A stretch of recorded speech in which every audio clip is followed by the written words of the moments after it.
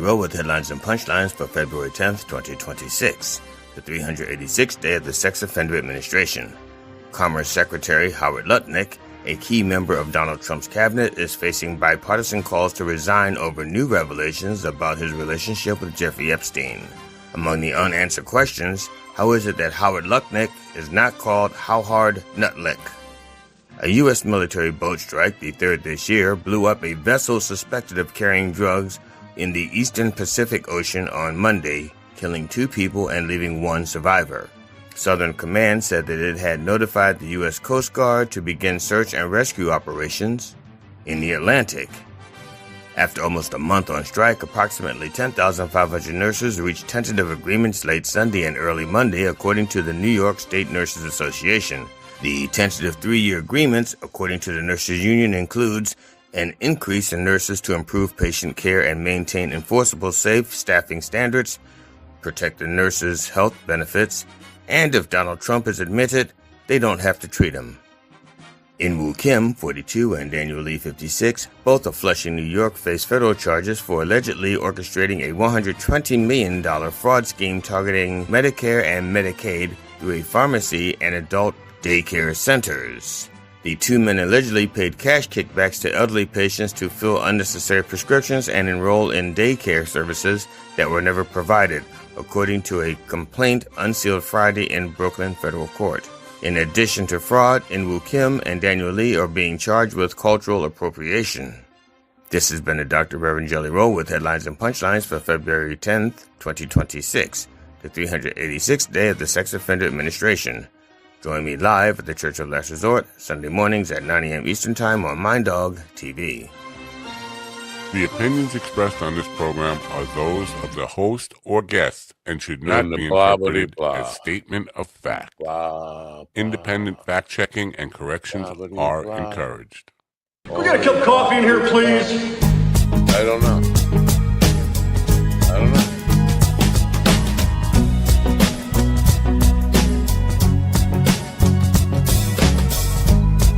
Oh, what do we got here? What do we have here? We have what? I don't know.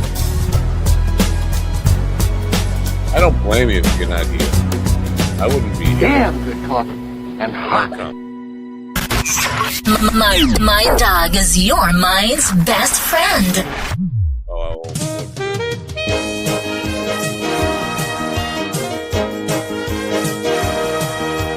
My dog is your mind's best friend.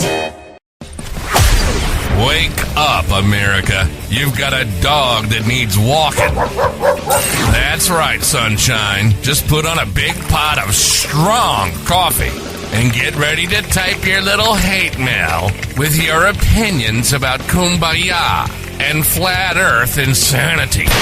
Stand-up comedy? You want stand-up comedy? Well, we've got sit-down comedy. It's time for Coffee with a Dog. You make me laugh.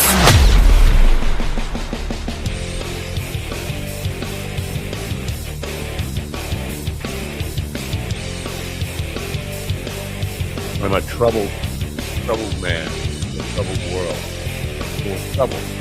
I got trouble.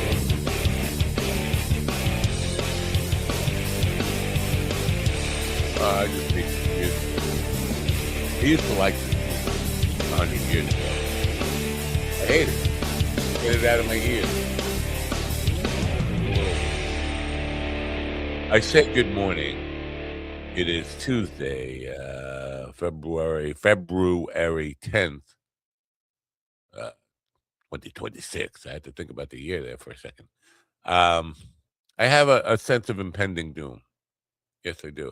But if it counts for anything, if it means anything, I'm not very good with this kind of stuff. When I have a sense of impending doom generally doesn't happen. Like on Tuesday, September 11th, 2001, I did not have a sense of impending doom. I thought it was a beautiful morning. No, I felt no doom. And generally when I do feel this sense of impending doom, nothing happens. So maybe it means nothing. But I got a weird feeling about today. I just there's a shoe that's going to drop It might be mine. I'm missing some shoes. But I don't know. I just got this very weird feeling. Of course, everything that's going on in the world just keep piling on with more corruption and more just evil, stinky, rotten people getting away with stuff. And there's nothing we can do about it. And it just feels hopeless and helpless and all. Yeah, good morning. It's a great day. It is Tuesday, right? I just want to be clear on that because I'm not really sure. It feels like a Tuesday. Anyway, our guest today may or may not show up. What else is new? If you were here yesterday, you know that she had emailed me and said she didn't have a webcam. And does that matter? And yeah, it doesn't matter. I don't really want to talk to an avatar. I don't even want to talk to a real person. I don't want to talk to anybody. I just want to go sit in the corner and cry. But if I got to talk to somebody, I'd rather see them. Not like I've never had a phone call in my life where you can actually talk to somebody and not see them. She says, yeah, maybe I'm working too much. Maybe I'm not working enough. Maybe it's just the winter that won't go away. We are looking at a heat wave here for the next week. We're supposed to be over freezing. How about that? Over 32 degrees. Well, for highs, it's still going to be cold at night and below freezing at night. But hey, that's something to look forward to, right? I think next week it's going to be in the 40s all week, or at 40 degrees all week, according to, nope, it's changed. It's down to 39. Just when they thought I was making some progress all week long, next week it's supposed to be 39. Well, I want that 40. That 40 makes a big difference to me. One more degree. Anyway, so I have no idea what we're going to talk about. The Bad Bunny thing is all over with. The Kid Rock. Here's the one thing that is, it's not verifiable in 100%, but I believe it to be true. A lot of people who follow these things say that Kid Rock's 5 million views on his Turning Point USA thing were bought bots. And the reason they say that, and you can really, I think this holds true pretty much.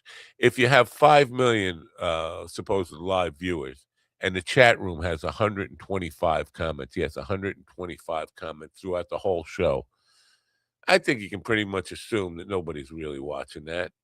Those are all bots because bots don't comment. But people generally comment along the way, especially got 5 million. You would expect more than 125.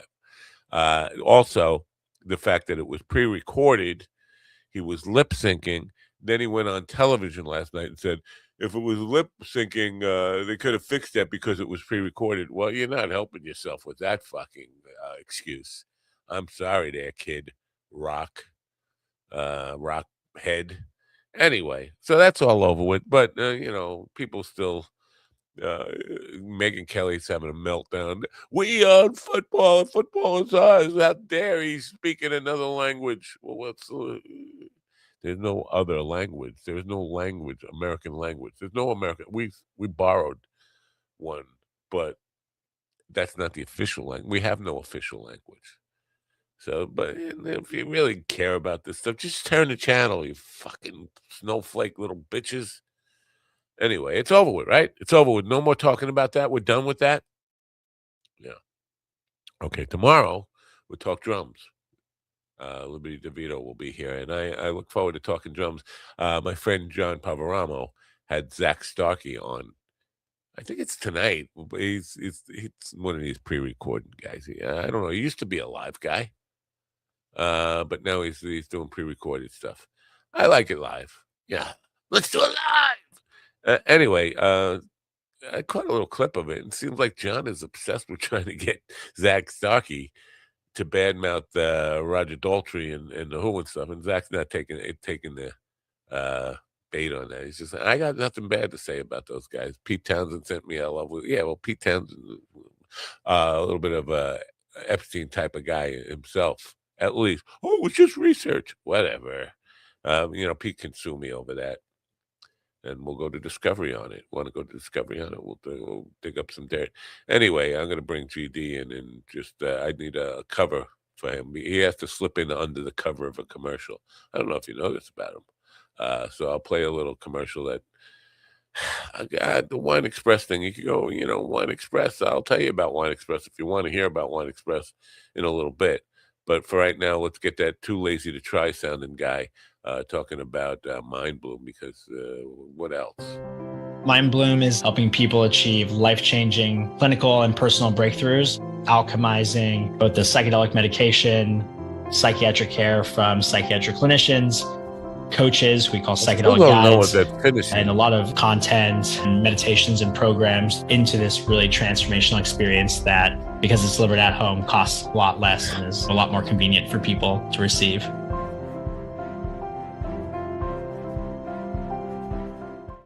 Ladies and gentlemen, in the room with me now is a man who has never hired bots to watch him lip sync, GD Fenderson. Good morning, GD. Good morning, America. MindDogTV.com. He's lip syncing that.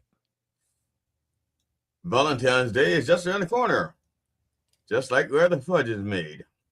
Go to MindDogTV.com and buy all the shit that you don't need but ought to have, just in time for Valentine's Day. Yeah, Acapulco Ball and support your local mercenaries. Badass weed, all the shit that you don't need. Yeah. I just don't know. What do we do? Do you know what we do? No, well, I've noticed something. This is okay. I'm just amazed about something now. The Super Bowl halftime show was on Sunday, just a few days ago. Today's Tuesday. On Monday, I was already seeing videos of people doing the choreography from Sunday. Now, I didn't see the show. I didn't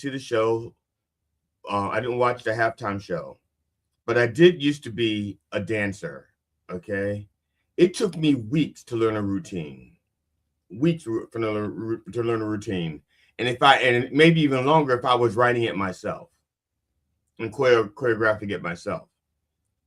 For these people to already know the routines the next day and do it with, like, they have the video behind them and they'll do the choreography with it.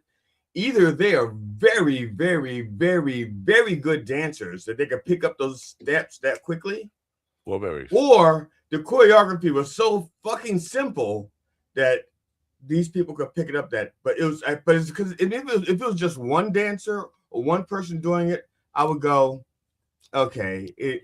But I've seen probably over a dozen, at least a dozen people doing the choreography from that show Sunday. All right, there's one other possibility you're overlooking, and I don't know if any of it's true. You might, there's two. There's one. It's a large conspiracy. They're dance thinking. Maybe it's a large conspiracy involving Epstein Island or something else like that, but that's not where I was going. I think maybe it's possible that he has done that choreography. I'm thinking you're talking about Bad Bunny, right? Yeah, Bad Bunny. So I'm thinking maybe he has a video out where he's done that same kind of choreography in it, that they had time to kind of get used to it in advance, or maybe they've been to his shows where he does that to that whatever song. I don't know. That's a possibility, but it does seem like maybe we should. So why are the videos just showing up now then? Because if it was the halftime show had more production to it, then I don't know. There was. I mean, what you're saying could be valid. I mean, but I'm thinking about, because there's okay, for example, there's a show called Wednesday, based on the Addams Family. It's the Wednesday child, kind of growing up in high school or something, private school, and she does a dance at like a party, but it took like maybe several weeks for that dance to make it out into the world. There was a couple of other dances. I'm trying to think. The same thing took a few weeks. This was like instantaneous. So it's possible, like you said. Yeah, it's also possible that I'm completely wrong about everything. Yeah. But let's just keep it. There's something to factor in, that we're both old dudes and we don't keep up with necessarily all the pop culture stuff. Maybe these moves and stuff are all part of some kind of trendy shit that we are. Well, I was watching now, shaking the ass is not like that complicated. I mean, almost everybody can shake. Yeah. Now, well, not everybody. I'm just saying, it's one of Everybody those except things. me. Yeah. Okay, so you're the one non-ass shaker. Well, the problem is if I shake it too much, something might shake loose, and that. Oh, okay. Well, yeah. So, and this is vigorous shaking, and it's possible that these people, like I said, the vigorous ass shaking, no big deal. The vigorous tit shaking, no big deal. I can do that myself, and probably, I need a little help afterwards, some Advil or something. But I could. But the other stuff, it just, to me, it's just that people are spending time to learn this stuff, and then they make the videos. Yeah. But I've seen lots and lots and lots of dance videos. Like I said, I used to dance, so I'm still intrigued by watching dancers, but I don't. Yeah, I'm impressed by good dancing. It's not like I'm going to watch a dance show just for the dancing, but when I see people who know what they're doing, it's impressive. Sure. I don't know. I have not. I haven't seen any of it, so I can't even imagine what it is or how difficult it is. All I know is kids these days, they're up on trends. Kids these days. These kids these days, yes. Well, it could kids, be. What's the matter with these kids today?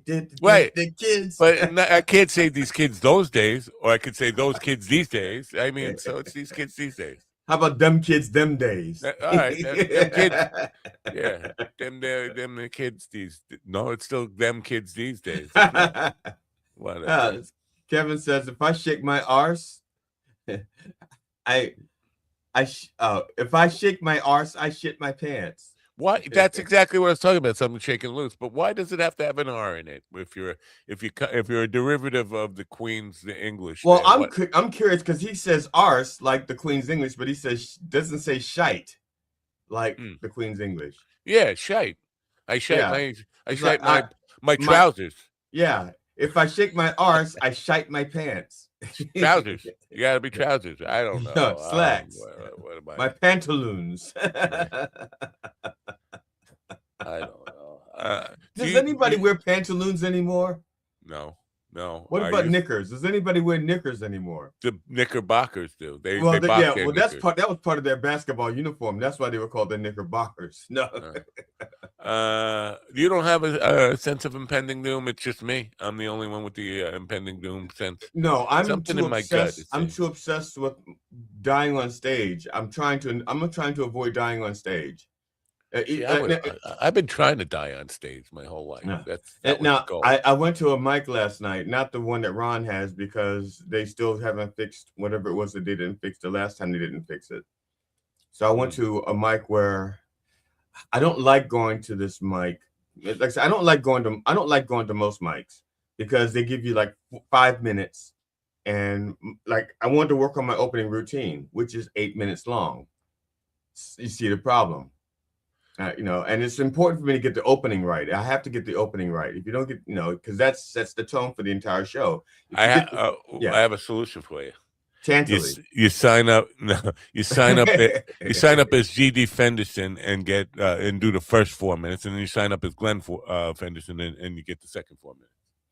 I don't think that works like that because it's the Fenderson that part that gets them. Now I guess I could have had the Reverend do the other 4 minutes, but that doesn't help me. Or you could do Glenn Genderson. So, and I just said, well, I'll just stop wherever it ends. Well, actually, I just picked up. I just said, okay, whatever. Once I get the light, I will head toward this as an ending joke, so I end on a laugh. But the thing about the only good thing I like about that room is that there's like 6 to 8 audience members, but about 20 comedians. So, and comedians don't really like to laugh at other comedians. I broke the room up. I broke the fucking room up. And so I said, okay, this is good. Because I broke up the civilians and I broke up the comedians. And I did the same routine last Monday at a different mic with like 5 or 6 audience members and 10 comedians. Same thing, broke them up again. So I'm feeling really, really good about my opening 4 minutes, opening 5 minutes. But it's fair to say that you don't subscribe to the show business adage that a poor rehearsal makes for a good show, like a poor dress rehearsal anyway, makes for a good show. If you fuck it up. Okay, no. When I have, now if I have a poor reaction or poor rehearsal, I work twice as hard to fix those things. So it's not that because it's not that poor reactions equals a good show. It's poor reactions. Fuck, I got too much pride to put that up there. I'm gonna fix this shit. Yeah, nah, you know what? It's different because I was thinking rehearsal. Rehearsal is not in front of an audience. The show business, if you have a bad dress rehearsal, but there's no audience there to see it. Oh, for a dress rehearsal, there's an audience. Not always. Most of the time. Yeah, that's true. Not always, but every dress rehearsal I've been a part of had an audience. Well, that's but because it wasn't, you were rehearsing wearing a dress. It wasn't the public. It wasn't that. No, let me see here. The Full Monty. Yeah, the Full Monty had a dress rehearsal, and the audience was full, but it was by guests. It was naked. They had a full dress rehearsal naked. That's a naked rehearsal, not a dress rehearsal. Did you really just suggest that comedians aren't civilians? What the fuck? This is from our friend Mr. Slaptail of Nation. Oh, good morning, Mr. Tail. And good morning, Mr. New Mexico. Yeah.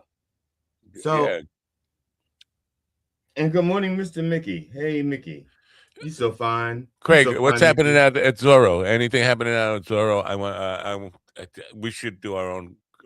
Go out there with some cameras, would you? Get me a live report from the Zorro rant. Tell me what's going on out there. I'm sorry, you were still dress rehearsing.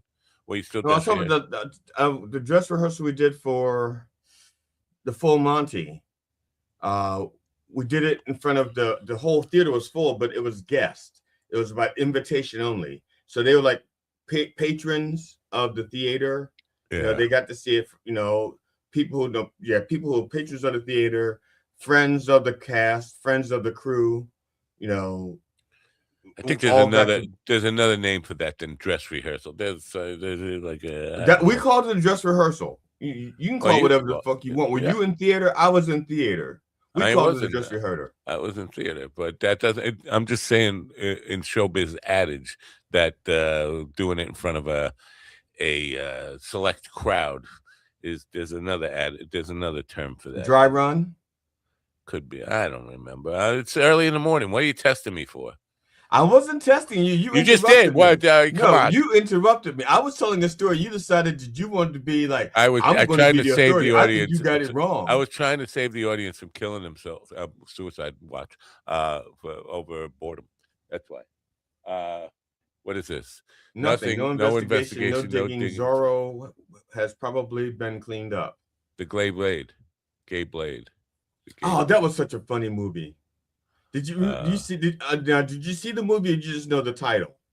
I just know the title. Oh, it was so fun. I've never seen any movies. Oh, it is such a funny movie. I mean, that's a movie they couldn't make today. Who starred in it? Some guy. Yeah. Oh, Hamilton. George Hamilton. Oh, I kind of liked him. It was George Hamilton. Very funny because he plays Zorro and he plays his twin brother, the gay brother. And Blade. What happens is Zorro breaks a leg. Now, well, you know, but the thing is, if he walks around with a broken leg, everybody's gonna know he's Zorro, because what a coincidence, they both have a broken leg. So he telegraphs his gay brother, who's not a swashbuckler. He has a whip. He uses the whip, and he likes to dress in pink and stuff. So he shows up to be Zorro, and it is like it's hilarious. He's trying to teach his gay brother to be more straight, so that when he goes out swashbuckling, they don't know that he's so flamboyant. It's a very funny movie. I'm not sure they could make it today. And I'm not saying it's like a great movie, like, but it's very. I enjoyed it, and probably because I like the dynamic. I like the idea of having a brother that has your back. I never had that. Slaptail Squad 5449. What does the 5449 thing connotate? Do you have any idea? That's how many Slaptail Squad people using that Slaptail Squad 5449. That's a lot. Wow. Yeah, there's a lot of them. I'm Mind Dog 1, so that's because you got in early, or no one else wanted it. Nobody still wants it. There's no Mind Dog 2 yet that I'm aware of. Can confirm, great movie, one of my favorites as a kid. Is it that old as a kid? I mean, well, he is. Look, he is like 20 years younger than us. Actually, he's what, 16 years younger than us? Still, it doesn't feel like the movie's even 20. But what do I know? Time flies when you're old, right?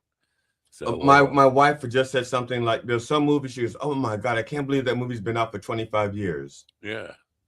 Because that's because as children, we count time differently than adults.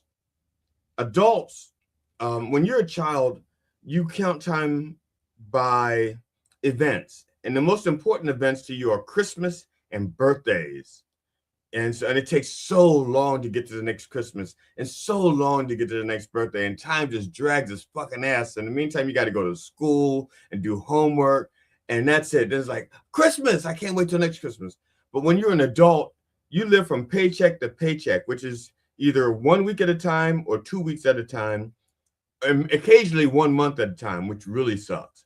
Yeah. But that's stretching. That's really That's budget management. If you get paid once a month, you know how to fucking budget your money. Not me.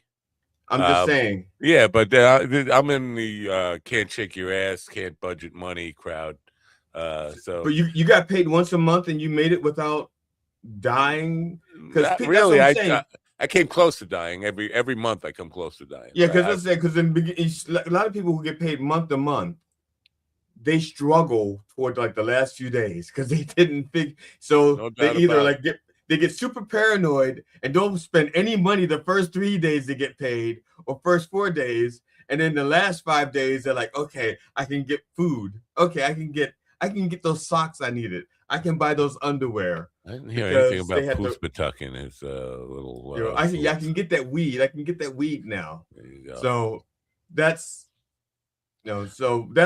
But that's why time flies so fucking fast for us. Because movie came out in 1981. Wow. 1981. That is 45 years ago. It feels like just yesterday. Damn. I'm just saying.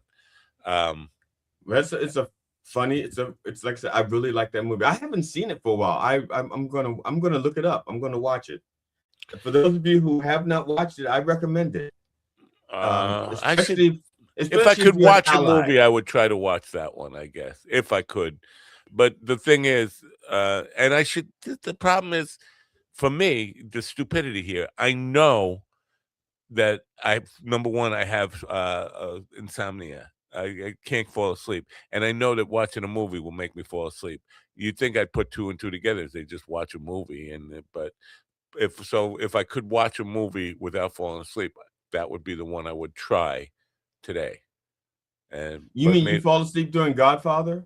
Your favorite movie of all time? At this point, I fall asleep basically watching I have a very small. If I'm staring at a screen, you start to talk and I start to fall asleep. That's but I have that effect on everybody. You can't claim anything unique about that. But for me, anything I'm looking at, if I look at something for more than 30 seconds, anything I'm looking at, I'm going to take a Slaptail. Come down to New York. We're going to take Matt to a titty bar. I would definitely fall asleep there. Yeah, I was thinking about that this morning because you know how you guys used to, I think Ron used to say that I forget, he was saying Twitter was a porn site, and I've never seen porn on Twitter. Yeah, but Twitter has lots of porn on it. So does TikTok. On those new things now. Not TikTok, Instagram. I'm not sure if it's Threads or Blue Sky. One of them. It's just like girls and they're not naked, but they're close to naked. And it's just like, who needs to look at this? And so, yeah, the titty bar thing would make me fall asleep. It's like, I don't get, You seen pretty girls. You seen pretty girls. You seen one. You seen a billion. Pretty, and then once you seen tits, it's like, okay, they only come in one like shape. Well, no, that's not true. But it's very boring. It's just boring. The whole look at me, I'm naked. Like, okay, I could get naked too. You want to fucking gross out. Thank you, Slaptail, for the plug. If you have insomnia, I have the cure. Listen to the podcast, What Makes Us Laugh. Thank you. Yeah. I appreciate the plug.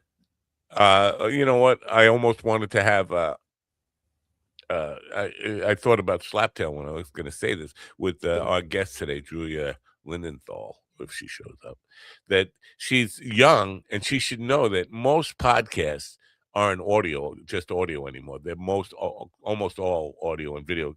Slaptail, even though he records video, he only puts out audio, right? I think that's what he records the audio and the video, but he only puts out the audio. Same with What Makes Us Laugh, or no, I have that wrong. Right, with what makes us laugh, we record the audio and the video, but he only puts out the audio. So if I told her that, I'd have two exceptions to the rule right off the top of the bat, and both of them would be right here, right now. So that's not good. But on the other hand, so Done Way Past Funny, I record the audio and the video, and I add extra video. So wow, extra video, like what? Yeah, like because I add graphics. Girls from Instagram or whatever. Yeah, I add the graphics when people are talking about something. Oh. So if you started talking about your brother, I would find a picture of your brother. There's I get a recommendation of a friend on Facebook all the time, and it looks almost exactly like my brother, and the first name is Michael, and I'm thinking, what the hell? And it's not him. There's some dude that it's like the most incredible doppelganger I've ever seen. But I know it's not him. It's like a real dude. But close, incredible doppelganger. But he's got a family and all. I checked out his profile. I'm not adding him as a friend. Don't anybody add me or follow any friend suggestions. If Facebook recommends me as a friend to you, sue Facebook. That's all I'm saying. He's still saying that. Is that the same comment? I'm just reading it twice. Yeah. Fine. Have you seen all the over-the-top racism about the Bad Bunny stuff? These people are just so offended that for me, the dumbest comment so far is still that it should be an American doing it. Right. Okay. Yeah. So they're forgetting two things. First of all, the Super Bowl halftime show has been had like at least a half a dozen non-U.S. citizens perform it. At least a half a dozen. Yeah. And Puerto Rico is part of the United States. Yeah.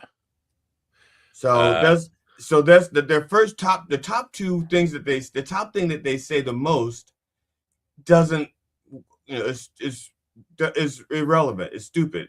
It doesn't even hold water. Now, as far as speaking American, it's just like you said, this country does not have an official language. Right. We had that choice. We did not do it. Same people were insisting not the same people, but nobody ever insisted that like opera singers sing in American or sing in English or opera singers have been forever singing in Italian. Nobody complains about that.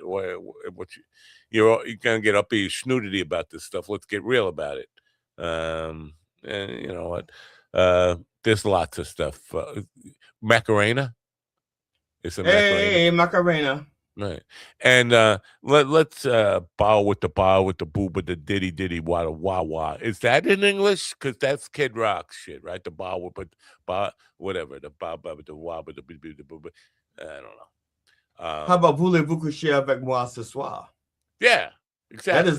That is like the most popular foreign language next to Feliz Navidad. After Feliz Navidad,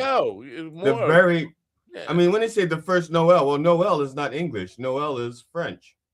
But so yeah, you if you're gonna do foreign language, voulez-vous coucher avec moi ce soir? That's like number one on the foreign language top hit parade. But it's like they're so worked up about this stuff, and calling it like America hate halftime show. Nobody said they hate America. Right. As a matter of fact, he talked about unification. He talked about love being more powerful, and I don't know. Why does it seem hateful to you? Because he doesn't like Trump, or he doesn't like what's going on with ICE and Rudy Giuliani, the guy who's in with Rex Heuermann, the Long Island serial killer, the guy who had skulls of young girls on his backyard beach, is talking about the U.S. Olympic team. He has a right to express his hatred for America. He never the guy, whoever it is, that Olympic skier or whatever, never said he hates America. He said he's not happy with what's going on or some of the things going on in his country right now. That's not saying I hate America. There's a big difference. But they just get so worked up. They're looking for fake outrage all the time. If they want real Olympic outrage, be outraged at the fact that these medals are falling apart while the people they don't even have them for a good 10 minutes. The medals are falling apart while they're still celebrating having the medals. You want to be outraged? Be outraged about that. Yeah. Now, obviously, somebody's cutting corners, because never in the history of the Olympics have I ever heard of medals falling apart before you get them home, even. Yeah. So yeah, somewhere somebody cut corners. So yeah, find out what happened with there. I would find that out. Yes. Yeah. And Slaptail made this poignant statement, which by podcasting, but podcasting is audio. You folks are digital broadcasters or vidcasters, some shit like that. Yeah, well, he's absolutely wrong. Podcasting is portable on demand. That's where the pod part comes from. It doesn't say anything about audio or video. It could be piss on demand. Portable on demand. It just means that it's just a reference to the delivery mechanism, which is RSS, really simple syndication, and it has nothing to do. It could be anything. A pod is a pod. A pod is a pod. A pod. I'm sorry. I hate to disagree with Slaptail, because I always have a idea that he might just. Because you always may need a free diagnosis. I have a feeling. I hate to disagree with somebody I may rely on to give me a free diagnosis someday. Yeah, or he may just take me out with a sniper or whatever. He said they're going to release once they get a Patreon. They're going to release video on the Patreon thing.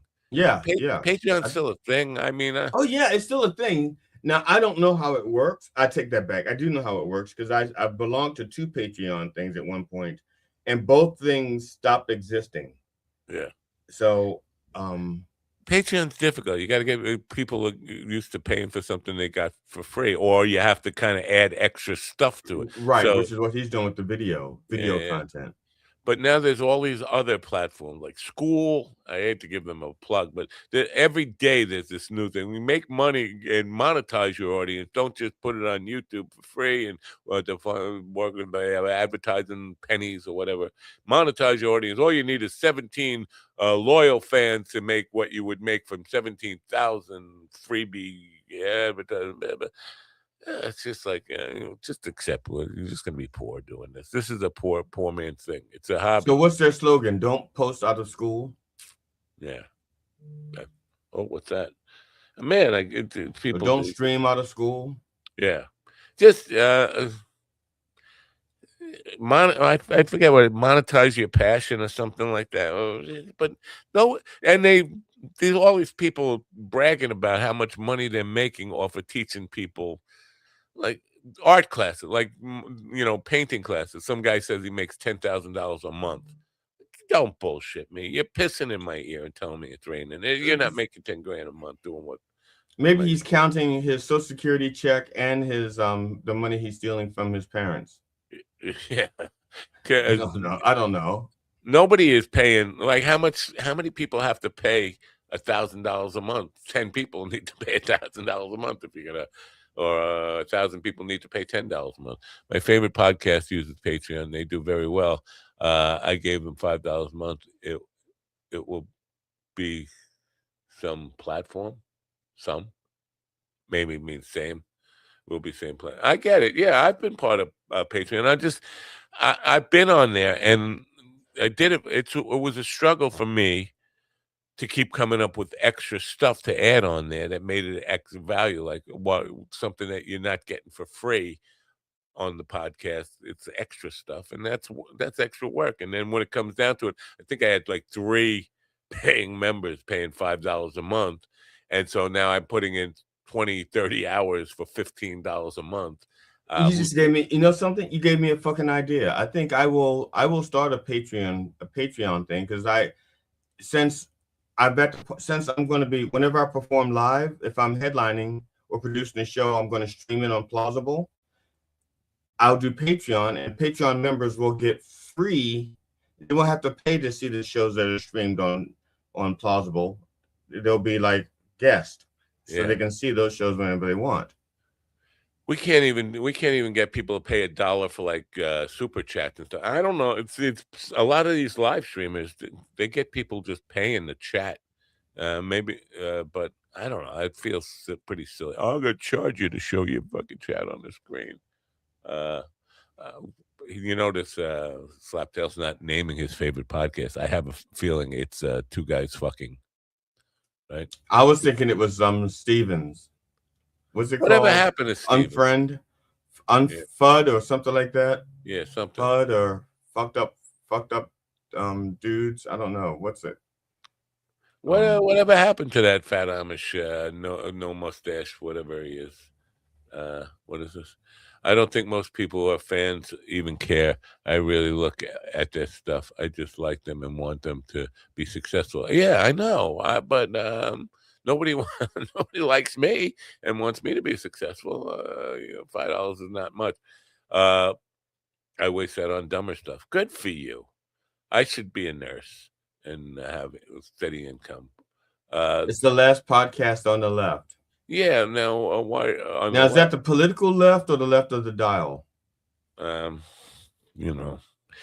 Kalinske said yesterday, and this really it got under my skin because wait a minute, is that the guy that shot the protesters out out the West Coast?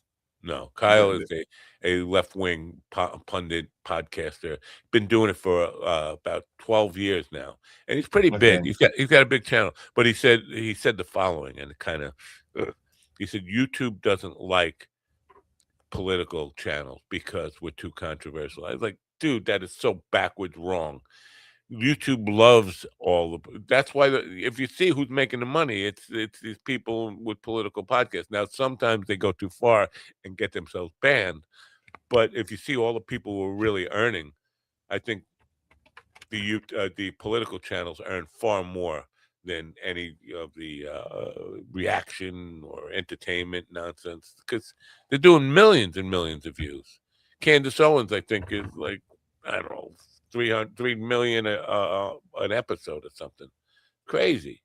So it just bothered me. They said, well, YouTube doesn't like political stuff. No, they like anything that's controversial. Anything that they like anything that's going. They like stuff that's I'm going to take it back. I don't know because, like I said, if I knew that doesn't make I'm going to retract all of that stuff that I didn't say. I take it all back. All the stuff I can tell you for a fact they like anything that will get engagement comments. They love people that get comments. They love people that will share stuff. They love stuff that will get clipped and shared around. So, and that's what these political stuff, the controversial stuff.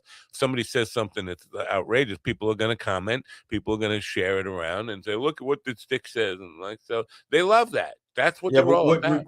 What it gets me is that the stuff, it doesn't cut across a lot of stuff. Well, my stuff does not cut across all of the platforms. It doesn't, if I have something that's popular on YouTube, it's not popular on TikTok. And if it's popular on TikTok, it's not popular. Well, nothing I do is popular on Instagram. So, fuck that. But, Blue Sky, TikTok, Facebook, YouTube, TikTok, Facebook, and Blue Sky. I don't have anything that's popular on all 4 of those.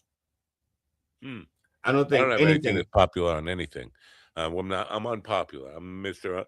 Nobody loves me. Now, when I say popular, I mean right now popular for me is like 500.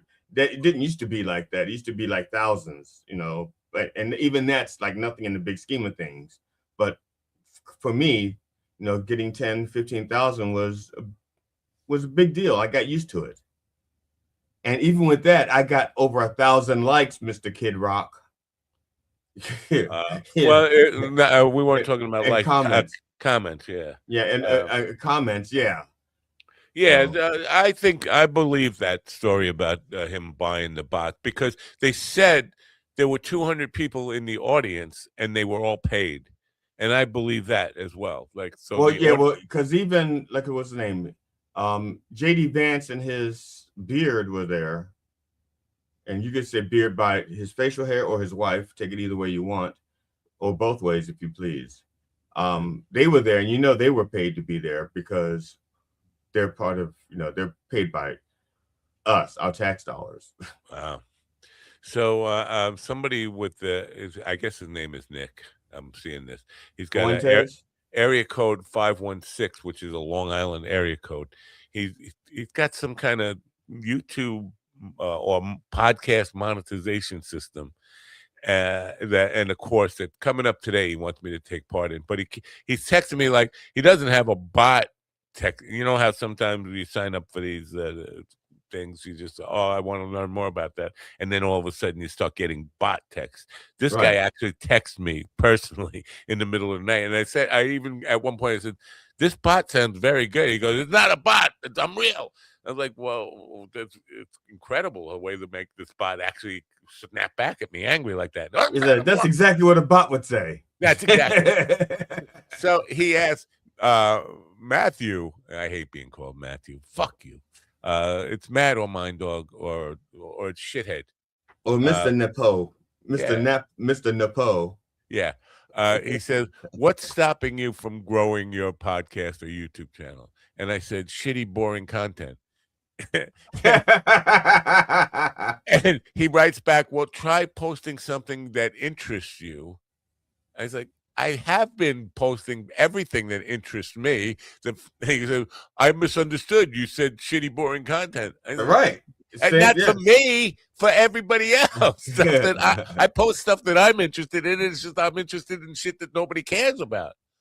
So he just sent me this thing in 3 hours. They're going live with this, how to monetize your. Like, I don't want. What is the sales pitch? Just get to the sales pitch. I don't want to hear your fluff. No, it's funny. There was somebody was trying to get me to hire them for something to help me with my picking up views or something, and they asked me the question and said, "So what's the point of your channel?" Now, when I've been doing it so long, I forgot what the point is myself. What's the point? I used to have a habit of saying that's not the point. You know, that's not the point. And somebody said, who's no longer a friend of mine, why does everything have to have a point? Did you ever see the show, The Point? It was a cartoon called The Point, and with the kid name was Oblio. No. And he had a dog named, wow, I can't remember. But it was an old black and white cartoon, and I think it was drawing. It was drawn just like white paper with black pencil. I think that's what the drawing looked like. Like the old commercial. There's like an old commercial with the Tootsie Roll or something. I don't know, but I'm trying to think. But it was a cartoon. It was called The Point. I just can't remember the dog's name. The kid's name was Oblio. Oblio. Oh, what is The that? Point. I'm thinking of the chant from The Wizard of Oz with those. Oblio.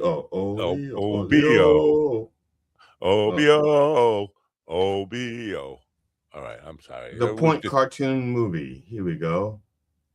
A movie? Oh, okay. I'm half wrong. It's not entirely in black and white. The kid is in black and white. Everything else is in color. Oh, it looks like we're not going to have a guest today. Okay. Looks like she rescheduled for the day that you were doing your, you know, the funny old, the farty old funnies, February 19th. I don't know. All right, fine. Maybe she needs that much time to get a webcam. I don't know.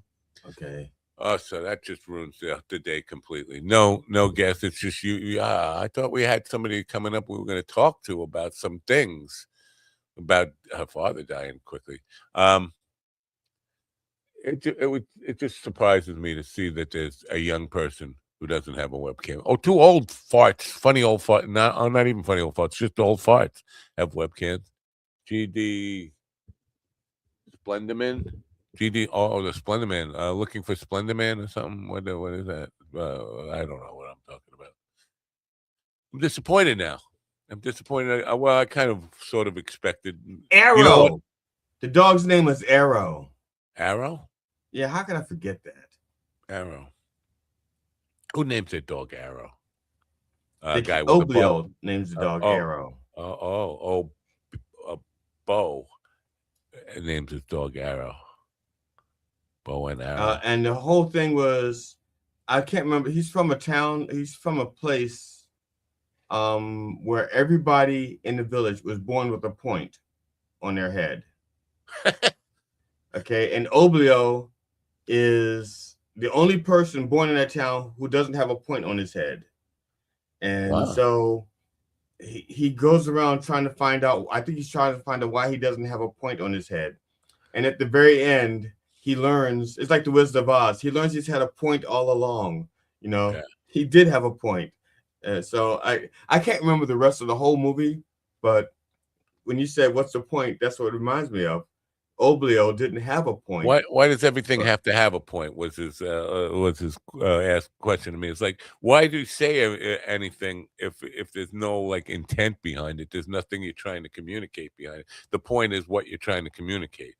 And so yesterday I brought up Brett Weinstein was talking about how he was angry about all the Jewish supremacy stuff in the Epstein files. And like, I grew up in a Jewish family surrounded by Jewish friends, and I'm really upset about all the just putting down of other people, and the Jewish supremacy stuff.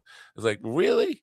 I posted this on Facebook. I took a screenshot of it. Mr. Weinstein wants you to know he does not condone the Jewish supremacy stuff in the Epstein files, but he's fine with the kiddie rape, the torture, the snuff films, the murder, or the cannibalism, the satanic sacrifices of babies. He's fine with all that. It's the Jewish supremacism that really gets you upset. And I said that I've been called a goyim. And Scott Braven, who is a Jewish guy, he said, "Oh, goyim just means you're not part of the tribe." Right? Yeah, it just means Gentile or Gentile male. That's the traditional meaning of it, but there's plenty of people who say it as an insult, but that's not the point. That was what I was saying. That's not the point. The point is this guy's upset about the goyim calling, because that's what he's referring to. They're calling, there's lots of goyim in there, and he's upset about that. The kiddie rape, I'm fine with that. The murder, the cannibalism, that's all. It's a goyim. That's the most outrageous thing. Speaking of goyim. John Fugelsang is going to be performing down here at the Church of Satire on the 21st. I won't be here. He's doing 2 shows on the 21st. I'll be in California. I won't be able to see him. That's surprising to me. Not that you'll be in California. Well, that's a little surprising that you'll be in California. The Church of Satire, listen, I don't want to throw that. I don't want to talk bad about them, and that's not my intent here. It doesn't seem like that's a great business model, right? This is a place. This is what I think, because I've talked to him about a few things.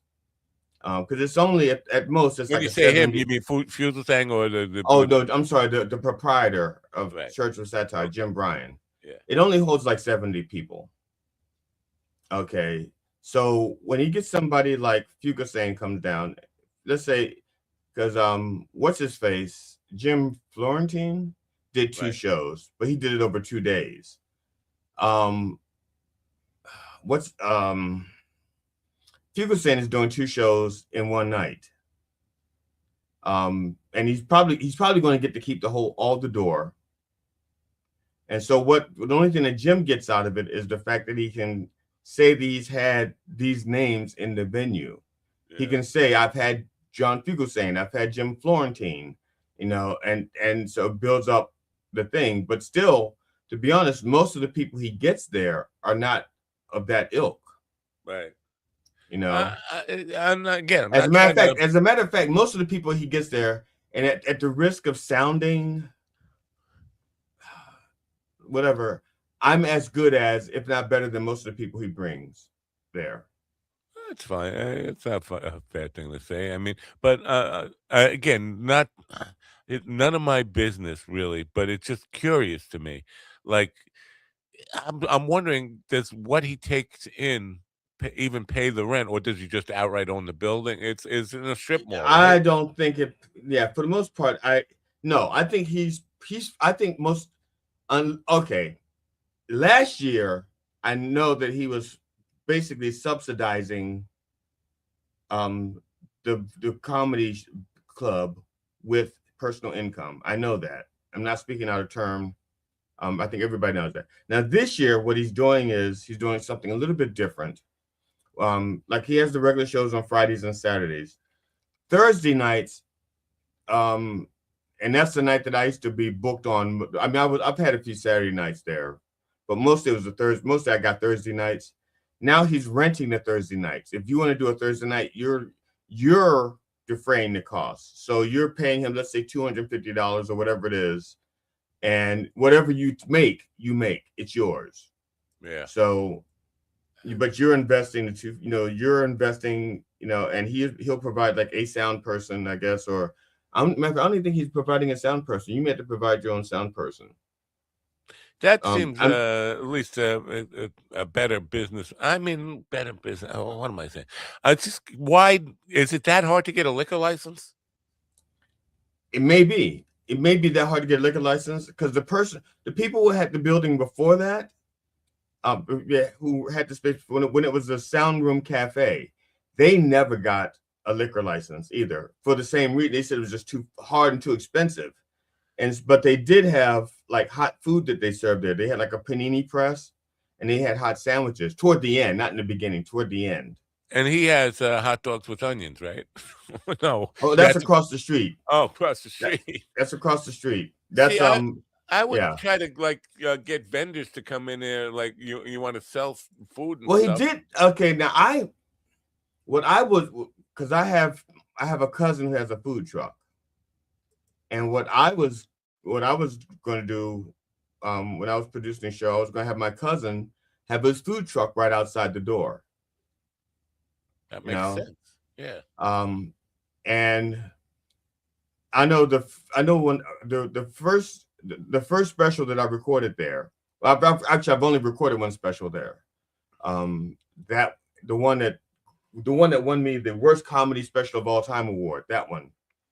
I had an alcohol sponsor. They gave free alcohol. It was a vodka company, and so they had the vodka there for people to drink. And like I said, and I had a sold out building.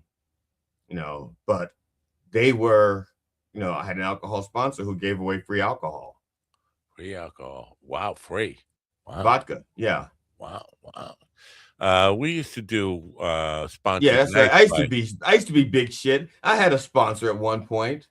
We used to do sponsored nights by like Jose Cuervo and stuff, but it wasn't free. There would be shot girls walking around giving samples, but it meant to sell more booze. It wasn't meant to be absolute. Yeah, this was advertisement. This was their advertisement. They provided the vodka and they poured the, people got the vodka shots or with the setup like orange juice or whatever they drank.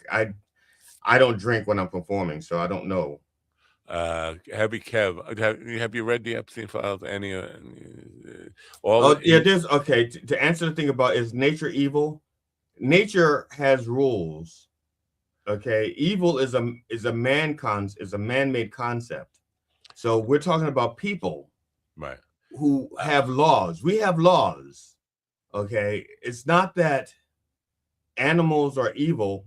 They have different rules than we do, and we're supposed to be, quote, better than the animals, only because we have rules. It's not that we're not animals, but we're animals with laws, and we're animals with norms.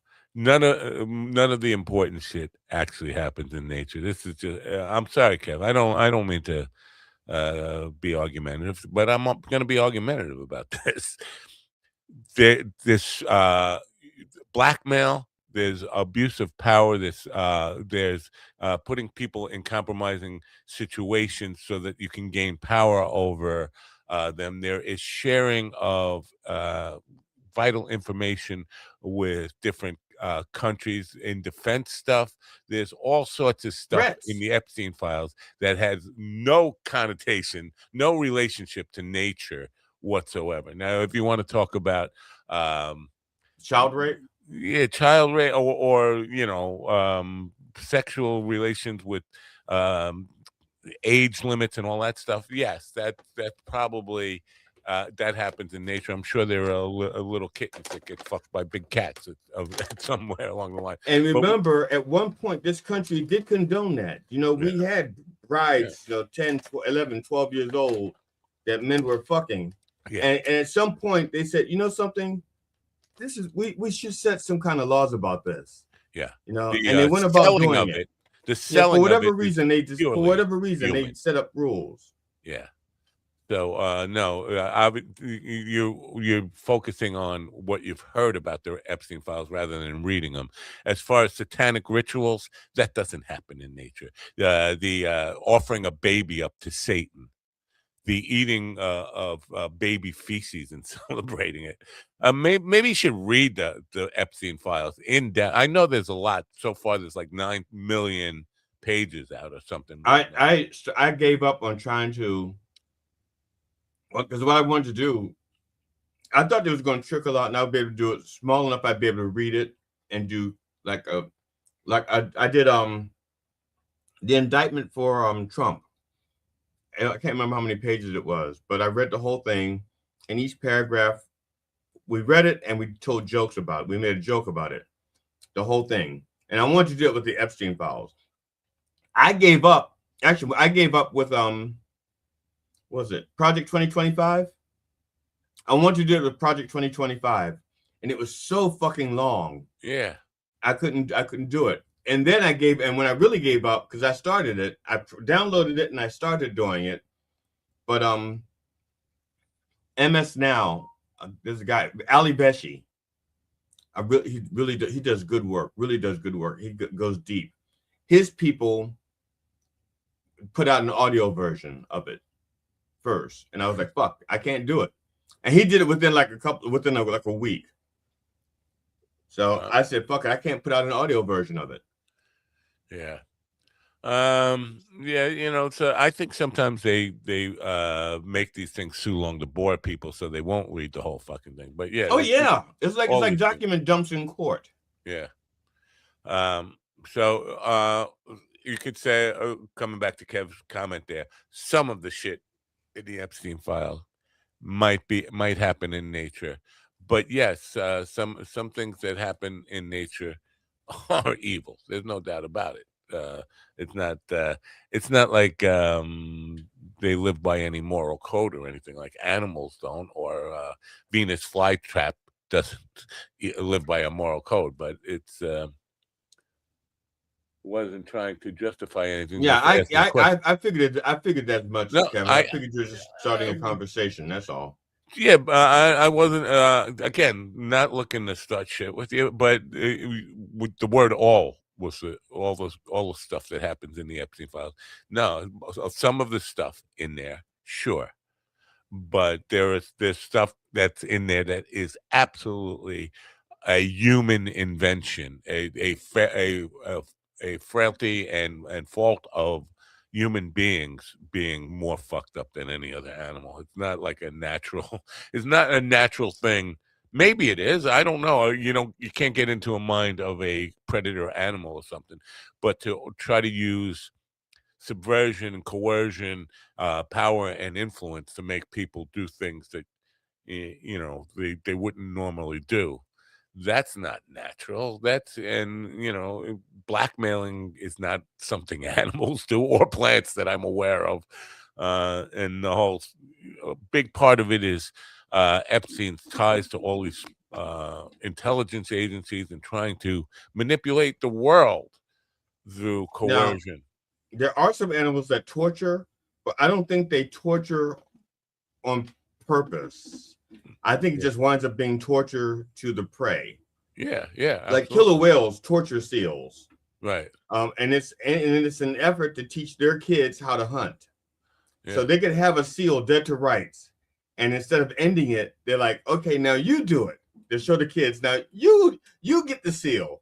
It's like, oh, come on, just fucking eat me. And to be fair, killer whales are probably, as far as intellect, close to human, pretty close to human. It's just I don't know. That is evil. There's no doubt about it. But I'm just saying, but the killer whales, it's like you can understand why they torture, even though it's not meant to. They're not saying, hey, let's go torture a seal. It's like, hey, let's go hunting. We got the kids. Let's teach them how to hunt. Let's teach the kids how to survive. Okay. And the only way to do that is to let them have their chance at the prey. Yeah. We're gonna show you how to drown a seal. Okay. We're gonna show you. So anyway, possums have lots of babies and they carry them on their back. So a possum may have like 8 babies, but when something threatens the mother and the babies, she'll drop one of the babies off. Like, you can have this one. I'm keeping the other 7. Right. Now, I don't know how she chooses which baby she drops off. Well, on the evil thing in nature, there are lions and big cats that display what I would say is evil. If they come across a mother, let's just say the daddy lion is absent, they come across a mother in a pride, they will kill all the infants, the babies, the kids and cubs, whatever, in order to get the female back into a menstruation so that they can knock her up again. So to me, that's evil. Yes, there's no doubt about that. I'm kill all the babies so I can get her pregnant. Like, well, that's biblical, but that's biblical, man. That's like Jesus. That's like God. That's like Herod saying, "We're going to kill all the babies under 2 years old," or God saying, "All right, we're going to take all the firstborn Egyptians." Yeah, that's biblical shit. So the lions are very biblical creatures. We're going to go through and we're going to kill all the babies. Okay. She right back to me. I can't read this because my glasses are failing. Matt, damn it. I didn't get what did you think of the song? Because that's a song I'm pretty sure you never heard of. That the Reverend did on Sunday. Sky Rover. Yeah, you know what? I never heard of it. I figured as much. I figured nobody in the audience had probably heard of that song. I meant to look it up, but I didn't. So I go listen to the song. So it's kind of lost on me, like Purple in the Sky. What is he talking about here? Yeah. I don't know. The Reverend. That's why the Reverend one people said this one goes deep. That was like the deepest one he'd ever gone through. Yeah, I'm wondering if anybody who seen any of that knows any of that music. Are we out of popular music that No, I didn't like the ones I had left. I'm honestly, I mean, because this is what's left on the list, because I put like 20 songs on the list, and one of the ones was not Bob Dylan. It was Bob Dylan. Damn it. Bob Dylan's song. I don't think it's gonna have to serve somebody. Let me see. Oh, that's one I never. That's a good one. You got. Yeah, it's not that one. There's another one. Okay, one of the songs that was on the list was "Dream On" by Aerosmith. Dream that On? Was suggested. Really? Yeah, that was suggested. But there was a Bob Dylan song. It's not good. No, not Good Shepherd. Good Shepherd was something else. That was the Impressions, I think. But Bob Dylan had another one. Not God bless America. I can't remember it, but I looked it up, and there's only 3 verses, and they were like really, really, really, really simple. Now you're going to have to serve somebody. The concept is just the lyrics themselves don't lend themselves to interpretation. It's just plain cut and dry. It just names a bunch of occupations and says, and you're going to have to serve somebody. It may be the devil, it may be the Lord. You're going to have to serve somebody. And then it goes to like 6 other occupations, and then it says that. That's why I haven't done that when there's no interpretation. How about In Your Eyes, Peter Gabriel? I haven't looked at the lyrics for that. I love that song. I'm just looking at pop songs, popular music with religious overtones to it. That comes up. That didn't come up in my list because I would have checked that one out. Fix You, Coldplay. I'm not a fan of that. I've had too many. That's when I first met my wife. That was kind of fix you. Because I said I was looking for somebody to fix me because I was fucking broken. And so that's I don't want to hear about that. But these all sound like you were saying. None of these seem like they need any interpretation at all. Well, maybe right. Bon Jovi, Living on a Prayer. Didn't we do that already? I don't know. I don't think we People did. Get Ready. People Get Ready is a song that we're doing next week. Yeah. Oh, well, that's a good one. By the Impressions. I should mention which version. Yeah, there's so many versions of that, right? Yeah, that's the other thing. Is like you get when these songs is like, I mean, that song there has like, God, like I think I counted like 12 different covers. Oh, I like this one. What about Lean on Me, Bill Withers? You just call on me, brother. I think that was on the list. I don't think that had spiritual overtones as much as it had like social overtones. Maybe I don't do much analysis on this stuff. I take it as straight ahead, and yeah, that one. But I may look at. I should look at some of Marvin Gaye's stuff. So I'm trying to think of like what's going on. I don't know. Oh, well, I don't know if this one, Live Like You Were Dying, was Tim McGraw, I think, was but somebody else did it too. Live Like You're Dying. Because others I pulled up, like I said, I did a list of popular songs with spiritual overtones. Yeah. And so like I had a list of, I don't know how many I've done so far. How about God Only Knows, Beach Boys? Yeah. I don't know. Oh, I Don't Know How to Love Him, Yvonne Elliman, which comes from Jesus I love Christ that song. Superstar. Yeah.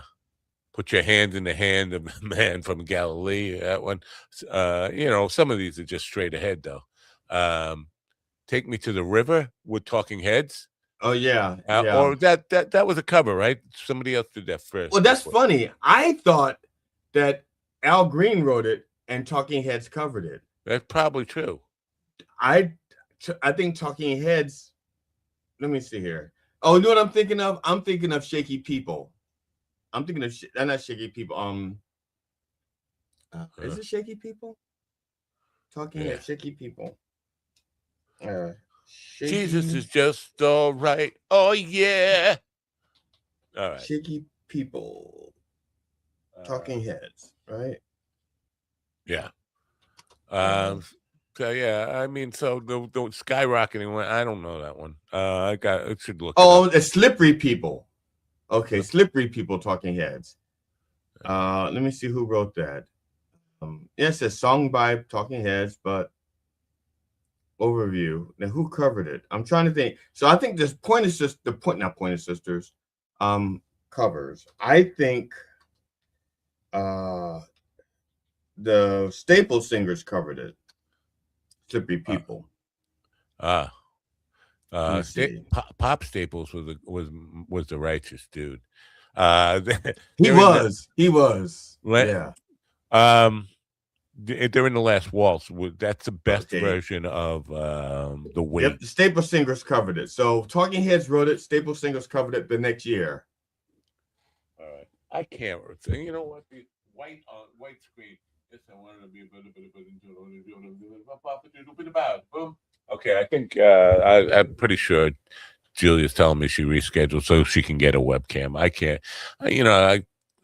It's this one white on white text. It's killing me. Plus my eyes. I'm old. They should just go to lay down and wait to die. Mighty Clouds of Joy. You familiar with the light? Now, all this. Oh yeah. There's nothing to interpret on that stuff, but great stuff. I was when I was mastering engineer. I used to do Mighty Clouds of Joy records all the time and try to share it with people. People were like, what happened to you? Become a holy roller? That's just great music. It is just great music. You don't have to necessarily go to church to enjoy it. Joe Lavoie and the Mighty Clouds of Joy. Talking Al Green wrote "Take Me to the River." Now the Talking Heads have a song called "Heaven," but again, that song, it's like the lyrics are not okay. Sunshine, somebody doesn't pay attention in class.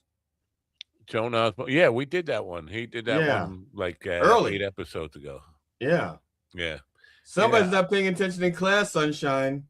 She didn't. She's not with us on Sunday morning. Is she? Sunshine joins on Sunday morning. I don't know. And pops in on Sunday morning. I don't. Maybe she does. I don't know. Now there was, like I said, the Talking Heads have a song called "Heaven," but it's not much interpretation to it. A lot of heaven. Heaven is a place where nothing ever happens. It compares heaven to a bar and a party. I saw a thing with David Byrne from Talking Heads the other day, and he was talking about Steely Dan being very critical of them. Steely Dan, one of the guys from Steely Dan said to him, your songs only have 2 chords in them. All of your songs only have 2 chords in them. Maybe you might think about he's never had to cover a Talking Heads song. No, that's not true. Well, Byrne seemed to agree with it. He said that's part of the challenge. It's not 2 chords. It's more like 3, sometimes 4 chords. Oh. You can't tell. See, David Byrne was just being played when you compare. David Byrne obviously never had to play his own music. I've had to fucking play his music. Well, a lot of his stuff was covers, though. Like you just saw, like "Take Me to the River" was a cover song, right? Yeah, "Take Me to the River" was a cover, but I think that I can't think of many other covers that he did. For the most part, David Byrne is too arrogant to want to cover other people's music. He doesn't even like to give credit to the other musicians on the songs that they help. Right. Psycho Killer, he had helped. That was a group effort, and he said, "Nope, I wrote it." That was one of the falling outs they had with Tina Weymouth. That's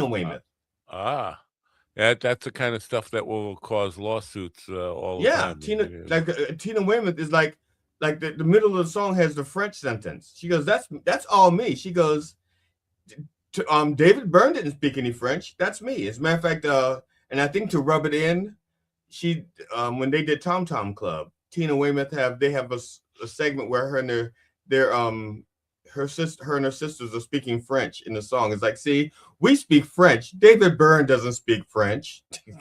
I'm not saying that's why they did it, but yeah.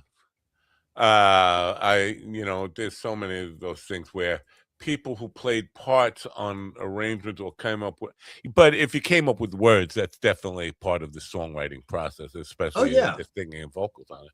So they have a legit, but they didn't ever take them to court on that because I don't know the answer to that. I know, like, for example, with the band I was in, Modern Ideal. When I was playing with Modern Ideal, there was a song that I'd written. I'd written the whole song, everything, and what I did was, I wrote it, and when I was done with it, it was 5 minutes long, and I thought it dragged too much. I thought it was dragged, but the reason why it was so slow was because I had so many complicated chords that I needed that fraction of a second to change my hands into those chords, because I had some really funky chords in there. And so I sent it to my friend Phil, and I said, Phil, I need help with this song. I think it's drags. I think it's too slow. And he listens to it, and he goes, you know what your problem is? He goes, you're trying to play all of the notes in the chord by yourself on the guitar. He goes, get rid of this, get rid of that, get rid of this, and let the bass player take these notes, let the keyboard player take these notes, and you can simplify this. And once you simplify it, you'll play the song faster. And I kid you not, he got it down to like 2 minutes and 30 seconds. He like cut it in fucking half. And then he said to me, would you mind if I wrote such and such? You mind if I like the song? You mind if I write the bridge for it? I went, not at all. Sure. Yeah. And so he wrote the bridge. So when I copyrighted the song, or did I patent it? Or was it trademark? Oh, yeah, when I sent it to, when I went to claim ownership of the song with the government, I gave Phil a partial credit. They sent the form back to me saying, well, then you can't have the copyright. The two of you have to have the copyright. Right. So I took his name off of it on the copyright form, and on the CD, I still gave him credit. Was that? Oh, no, I'm sorry. Oh, and I submitted the music, and on the music, not on the form, on the music, I gave him partial credit. And on the form, I took all the credit myself for simplicity reasons. And they go, did he contribute or not? And I explained to them what he did. I said, I wrote the whole song, and then he wrote the bridge. And I was acknowledging what he had done. And then they went ahead and there was another song, the same thing, where Phil and I had collaborated on it. And on the CD, I gave him credit, but in the forms, I didn't. Did you say collaborated? Collaborated? Collaborated, okay. Oh, I was going to say cooperate and collaborate. Yeah. Corroborates, I don't know, whatever. That's like verify that it's true or something, whatever. We work together. Yeah, I get it. But there's, I'm not an expert on the copyright law and all this stuff in publishing, but I think you can copyright a song and still give somebody publishing credit where they get royalties from it. So somebody else, so you can own the copyright for it, but they still get publishing rights for it. I don't know how that works. Yeah, because I used to belong to ASCAP as well. You're capping your ass? There's a cap in your ass? Well, I had to stop because it was a beret, and those things itch. I'm a BMI guy myself, Bowel Movement Incorporated. But it's I think for a while we were on CSCAP, but CSCAP was weak. Now CD Baby or DistroKid or all those, they kind of tie into those rights organizations, and they do it for you, so you never know who's actually collecting your stuff. But there's so many this kind of there are people when you're in a band situation, the songwriter brings a song here's a song and starts playing it. And then because I came up with the guitar part on it, the lead solo or whatever, I think I wrote part of it, or the drummer, I came up with the drum part. No, that's not right. Yeah, because I know with us, there was there were some songs when once in a while Phil would come in and he'd say, okay, Glenn, this is your part. This is what you're playing.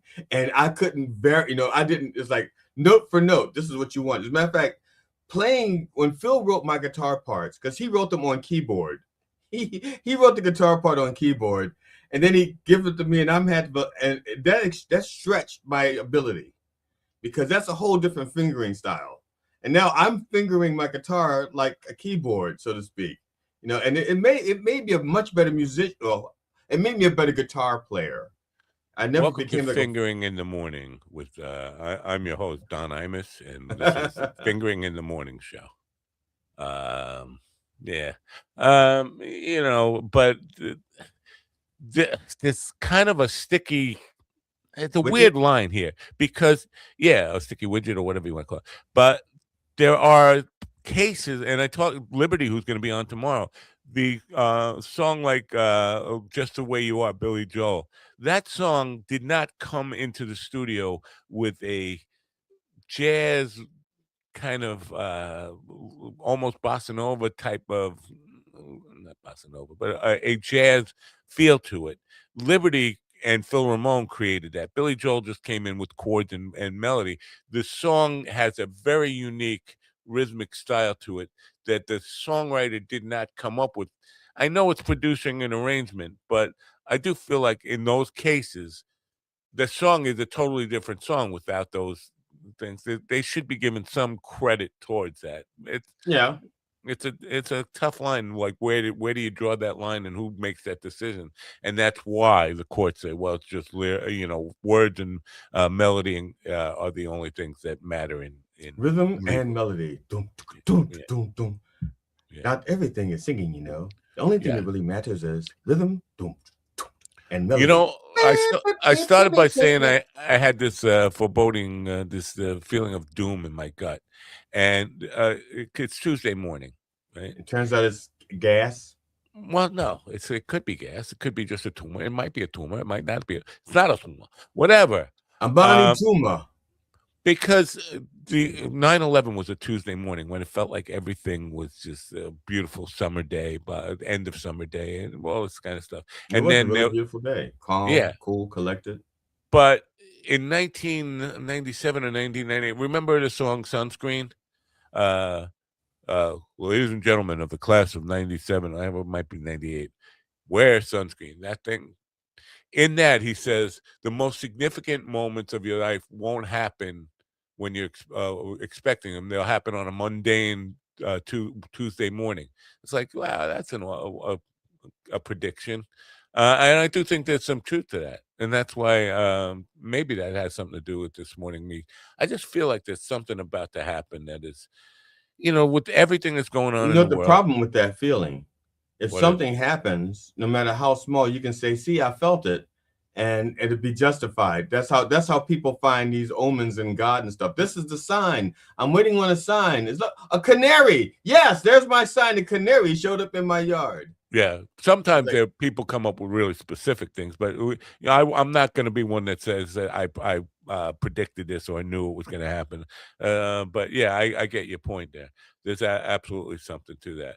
But yeah, my wife does that a lot. My wife goes, I know something bad's going to happen. And then she'll drop something. So see, I said, honey, we drop shit all the fucking time. It's like, look at our dishes. Look at our plates. We have 8 dinner plates.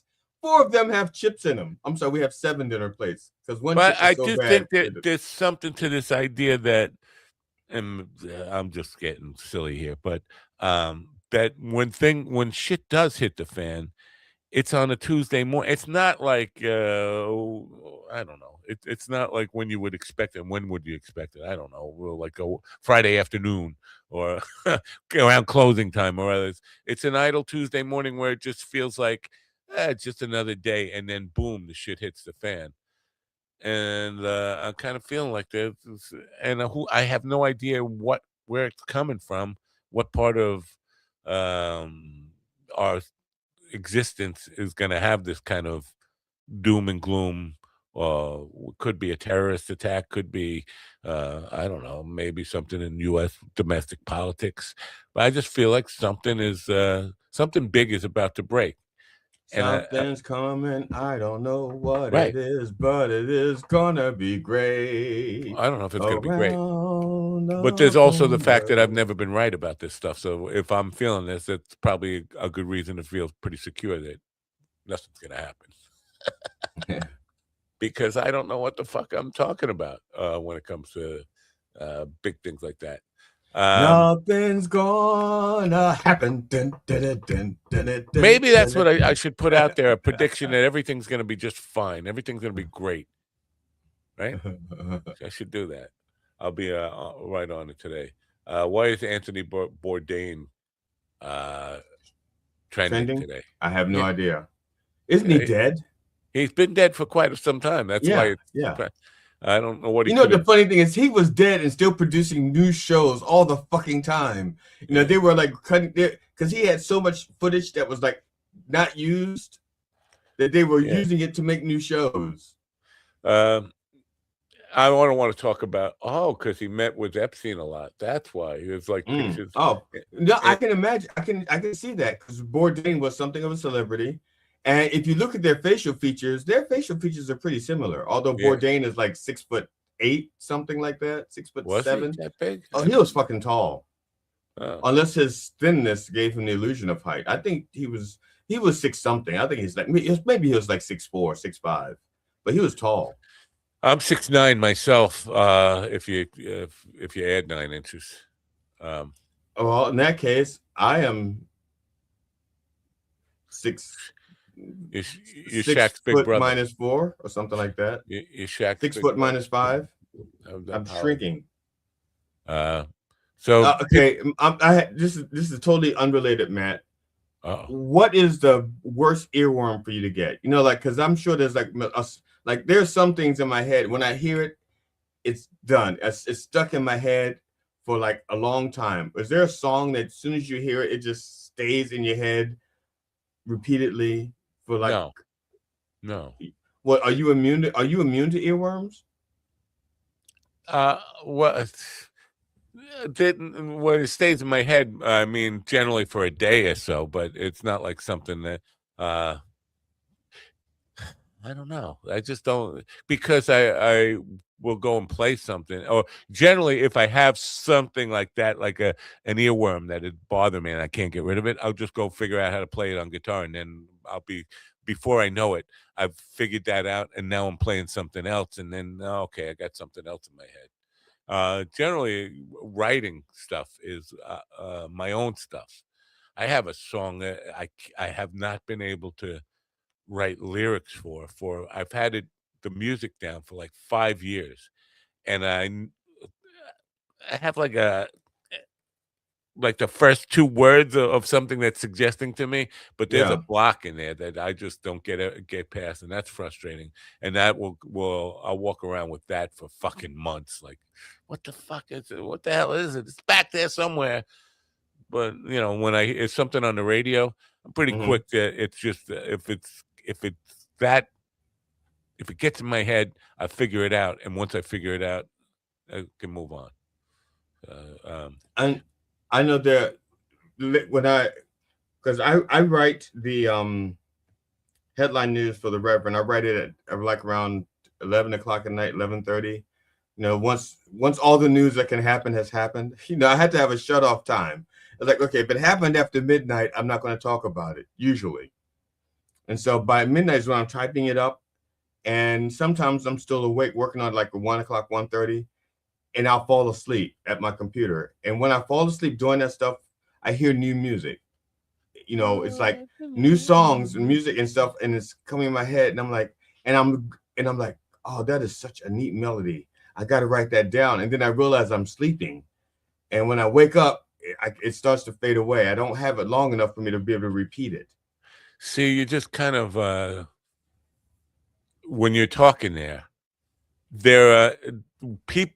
I'm more likely to be triggered by things people say, like in the beginning when the Rev says oh no, you say about all the merchandise, all the shit that you don't need. I go back to Tommy Chong singing the Acapulco Gold song. You just said there I can hear music, or whatever, and I'm on the Beach Boys. I can hear music. People talk. Yeah, but that's somebody else's music. That's not yours. No, people talk, and things they say trigger me to songs that just in the back of my consciousness somewhere that just pop out just by in conversation, and then I stop listening to what they're saying, and I'm thinking about that song. Well, at least you're okay. Well, at least you're more polite than I am, because I will just blurt out in song, especially like if my wife and I are like talking, and she'll say something like I'm going to get I have to go. I have a hair appointment. I go, give me a head with hair, long, beautiful hair. I'm always okay. Yeah. All right. Got it. Yeah. I'm trying to tell you that I have an appointment at 10 a.m. Yeah. Yeah. 10 o'clock. And I'm trying to think now. I can't remember the song now. There's, kid, Cheap Trick. I think it's 10 o'clock. There's a song like, God bless America. Cheap Trick, 10 o'clock. We were talking. I want to talk about this because I came up yesterday. Bunny Carlos. Yeah. He sued Cheap Trick over the songwriting thing that he took credit for. I didn't. I got to go back and watch the video, but it came up in the headlines. It might be a Professor of Rock thing, but this is what drove Cheap Trick apart. Bunny Carlos suing the other 2 guys in the band, Rick, whatever, Satchmo, whatever his name is. Were you aware of this? Do you know what I'm talking about? Or I was just clock strikes 10. That's what it's. Clock strikes 10 this Saturday night. Money in my pocket and it feels all right. Okay. Yeah. Okay. Sorry. I didn't know that there was a dispute. A storm is brewing. Where is that from? batten down the hatches, the storm is brewing. What is that Dylan Brody? Dylan Tom, no, damn it. Bob Dylan? Where would that be from? Shelter from the storm? I don't know. Come in. She said, I'll give you a shelter from the storm. I don't know. Batten down the hatches. I guess I should look at that Bunny Carlos thing. It surprised me because when I think he was a very good drummer, but when I think of drummers and songwriting, the stuff it wasn't doing like none of the stuff that he put to the Cheap Trick songs sounds like it changes the song in any way. It was straight ahead rock. He was a very good drummer, but it was straight ahead rock or whatever. It wasn't like wow, that's innovative. That song probably would sound totally different with another drummer. Probably not. So anyway, now I forgot where my mind was going with that drummers and songwriting and all that stuff. Batten down the hatches. A storm is brewing. Yeah, I'm looking at that right now. Batten down the hatches. Now I have a song here by Derek Ryan called "Batten Down the Hatches." But that's not, I don't think that's it because I never heard of him before, and I know those lyrics. Phrase used to indicate that one should prepare for imminent. Oh, you're talking about my my feeling of doom. There you go. You know what? Again, if I'm feeling it, it's probably nothing to worry about. It's probably just gas or something. But I've never been right about this. When I feel things are going to hell, things don't go to hell. When I'm thinking everything's going to be just fine, so that's when shit hits the fan. So, and you never get a warning for that, right? Just been learning more than a feeling. More than a feeling. Some crazy shit happened in that. Well, it wasn't really a band, was it? Boston. That's the thing where Tom Scholz, you were talking about your friend there dictating parts that you play. I don't know to what level Scholz did this, but I think he dictated every note of that, whether it was drum parts, organ part. I think he played the organ in the studio stuff. He did a lot of the stuff and then got players. Maybe I'm wrong about that. I don't know. But the only thing that Brad Delp's vocal stuff and hitting notes that weren't expected. I think he hit some notes that are in the dog whistle range thing. But I think Scholz was a control freak. It's just odd that he could come up with one great album in his basement. I know they did a second album. The second album, it was okay. It wasn't anywhere near as influential as the first album. You know something? If the second album had come out, let's say within a year or two of the first album, I think it would have gotten better acclaim. But because people waited so long for it and there was so much buildup for it, that would be like George Carlin following up 7 Dirty Words with, I don't know, Occupation Fool. Oh, he did that. He did. But I'm just saying, but if he followed it up like 9 or 10 or 11 years, 12 years later, right? It's a mystery why some bands can be like really that big, influential, and then be gone, like and not carry on anymore. I think a part of it is the ego shit. I mean, if you have one like Fleetwood Mac, was it Fleetwood Mac?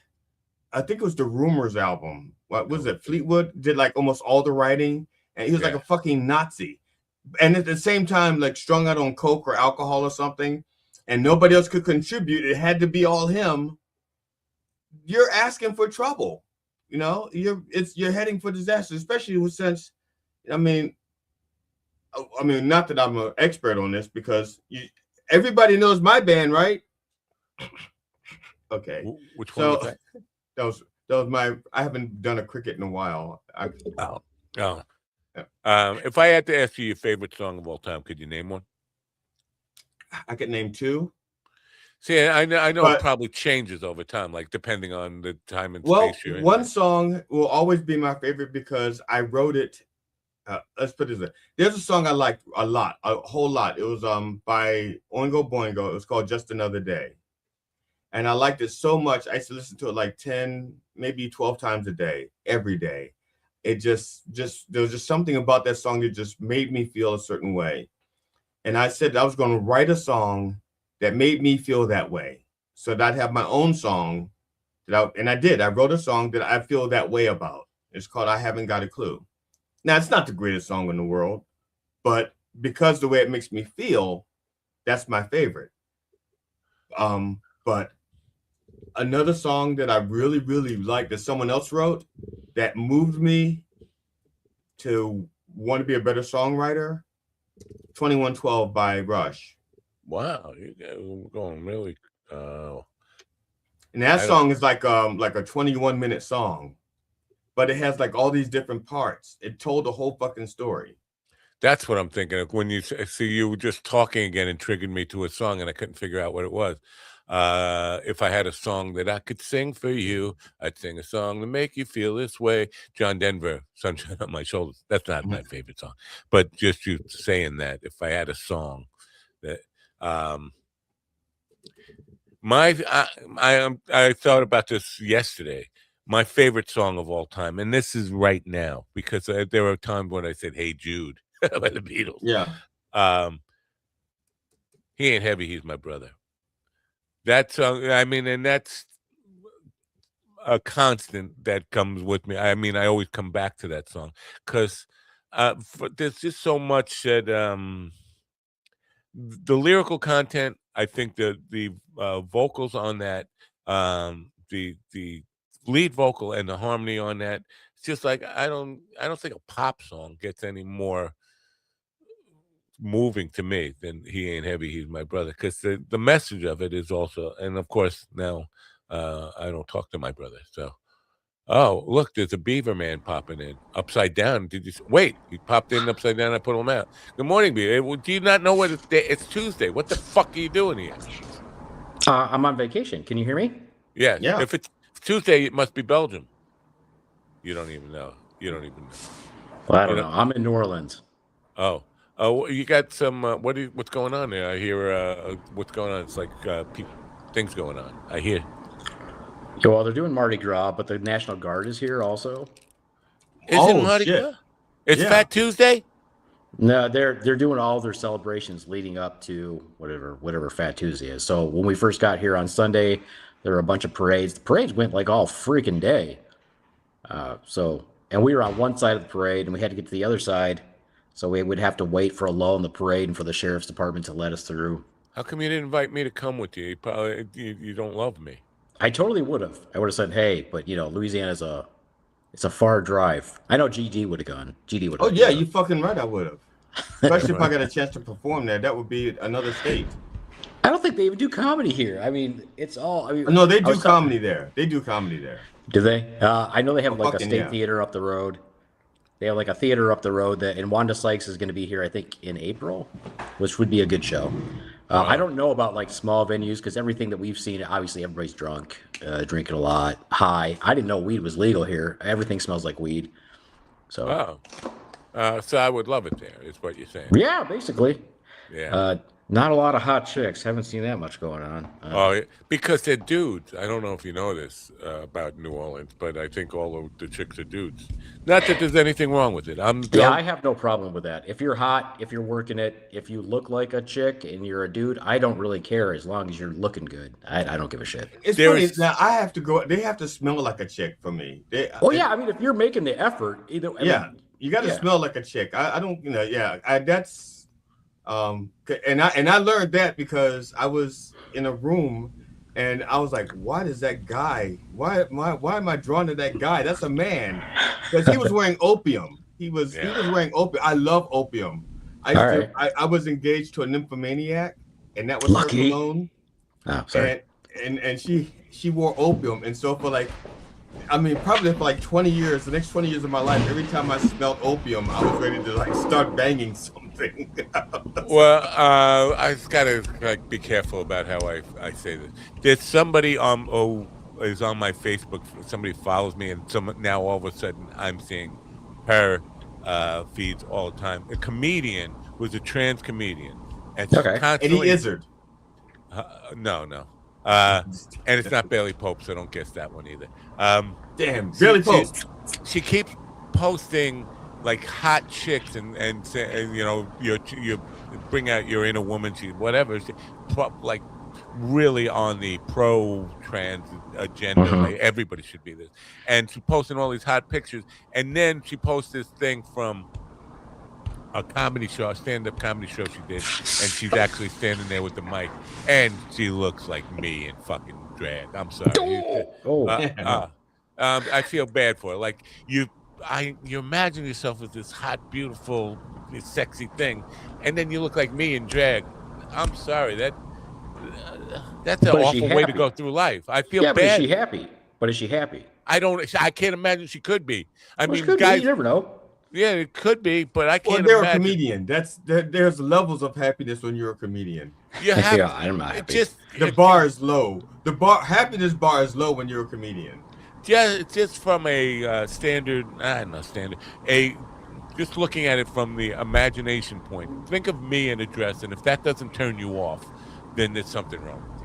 Well, is a dress? Wait a minute, Matt. Is it a schoolgirl dress? Because if it's a schoolgirl dress with streets, if it's a Catholic schoolgirl dress, we may be able to work a deal out.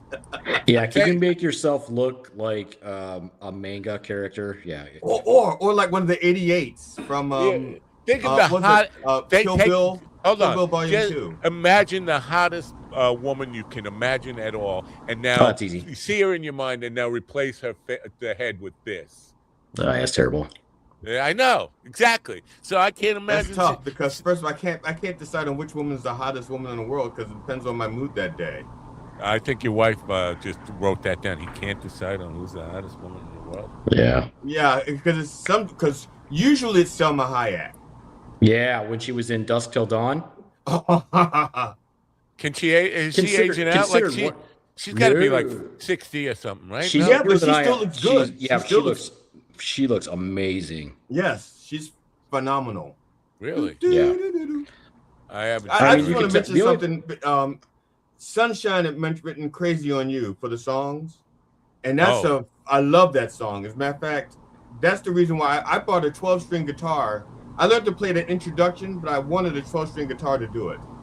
And I had this. I didn't have the woman. I was dating this woman who bought me a 12-string guitar for sexual favors, and then she just started being too controlling. And I said, if you're going to be this controlling, take the guitar back. She goes, well, keep the guitar, and we broke up. But yeah, that's the whole reason why I got that 12-string guitar, because I love the way that opening sounds on a 12-string. It's just really nice. I don't know. I agree. That's a great song, by the way. Crazy on You. Yeah. Is that Hart? Who's that? Yes. But I'm closing my thought on this. Just to have the amount of rejection that a trans person must get just because, like, she doesn't look exactly like me. I'm just saying she's as ugly as me. And it looks like I did her makeup. Like a guy, like, it's just terrible. A terrible job on the makeup. Standing there doing comedy, and I'm like, this is not. She's posting all these photos of young, sexy things. Like, this is how she sees herself. But when you see actually what she looks like, it's like, it's not working, man. You're not being that. And so it's got to be like an unreachable dream in a way. And again, you live your life. If it makes you happy, be happy. It's just like, I have a hard time imagining how that could make you happy when people like me, disgusting old men like me, look at you and go, oh, right? Oh, that can't be a good feeling to get every time somebody sees you. Oh, I mean, that definitely. Daryl Hannah in Blade Runner. That's what Heavy Kev said. Now, there was a movie. There was what's her name? Rosario Dawson. She was in a movie where she played like the psychologist of the main protagonist, but she was a bad guy. And there's a scene where she's walking fully nude toward the camera, but she's clean shaven because that's what the guy likes. That is All right, now picture that with this. Go ahead. Put this. I could name hot chicks all day, but you know. Yeah. But the point is, I don't know what the point was. It's like, because before I saw this person, they were just I was seeing their posts. I was like, wow, they must be like, they must have really done the trans thing right, because look, they look hot and sexy in their mind. But then when you see an actual picture of her on stage holding a microphone, it's like, that's a dude, man. That's a dude who is trying to look like a chick, but obviously it's not working. You see the Adam's apple, the face is painted all wrong. Like, I think a 12-year-old girl figures out how to put makeup on right. Why can't dudes ever figure out how to put makeup on right? That could be but that could be part of the idea of their idea of the culture itself. So, you would have to actually talk to that person to get their viewpoint on, maybe that's how they identify it and that's what they like. Yeah. Your preconceived notion. No, I'm just kidding. Sorry. No, you're right. You're right. They seem, this person, and I don't dislike this person at all. I'm surprised. They seem to have an agenda to make everybody trans, and that can't work. Everybody can't be trans. It's like everybody can't be straight. Everybody can't be. You can't make everybody be like you. Let everybody be like everybody. I mean, that's just as bad as these atheists who try to talk to people. The atheists and the Christians, and they're like, who's trying to convert who into whose belief? Let everybody believe what the fuck they want to believe. Why do you have to change everybody else's mind and make them follow you? Just do it. You be you. But that's the only problem I have with that person. You're a bunch of clam diggers at a clam bake. I don't know what that means. Well, it's better than being a clam digger at a clam bake than being a clam digger at a sausage fest. Or a bearded clam at a clam thing. Yeah. I would like to bring up something extremely important. Bring it up. Here we go. This is from the Oxford Dictionary. Podcast, plural, podcasts. An audio recording typically featuring speech that may be downloaded or streamed on a computer or mobile device, generally available as a series to which people can subscribe. Verb, podcast. Origin, English from iPod, English broadcast, combined to make podcast. Pod in iPod is not an acronym. It's not? No. It's actually a reference to science fiction pods. So it is not an acronym. The I, of course, is the Mac, the app, all that stuff. That's an interesting little tidbit. Now he's going to say I'm wrong. But you're wrong. The movie that Rosario Dawson was in that I still picture is called Trance. Trance. Trance. Trance. The guy that plays the young Professor X, the British guy what British guy doesn't play Professor X?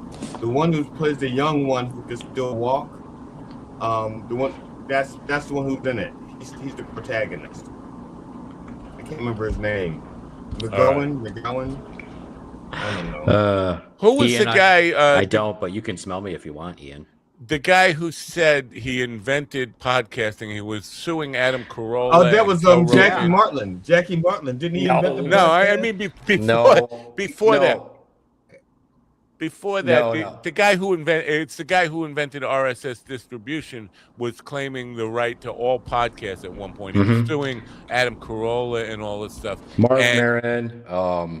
The guy who? Yeah, Mark. No, Mark was getting sued too. He got that same notification. So did what's his name? The guy who did Clerks. Kevin. What's his name? Kevin Smith. Yeah, he's one of the original podcasters also. So same thing. Yeah. But that guy was doing his stuff on like audio cassettes, wasn't he? Right. But really simple syndication is what fuels the whole thing. And according to, and I'm not gonna we could go back and forth with the definition of all of this stuff, but according to the RSS definition and the podcast. What is a podcast? A highly unlikely event. You haven't experienced a podcast yet. Let us enlighten you. When they started, podcasts would have been described as on-demand radio. They were originally only audio shows available in episodes through really simple syndication, but podcasters soon discovered that they could include video and all those other things, and the benefits of all that stuff. So it's really RSS, really simple syndication.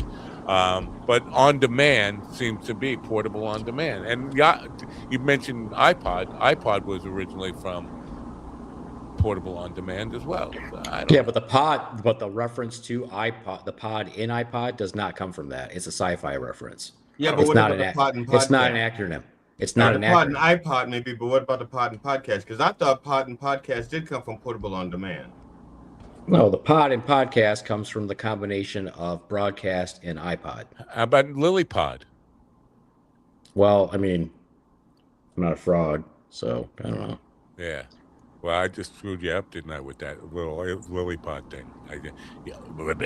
Buds. Why? Yeah. History of podcasts. Dave Weiner is the guy. Second most popular bullfrog name in history. Dave Weiner is the guy who calls himself the inventor of podcasts. With Adam Curry. Adam Curry, wasn't he an MTV jock or something at one point? Adam. I think you're thinking of Tim Curry. R.I.P. Tim Curry.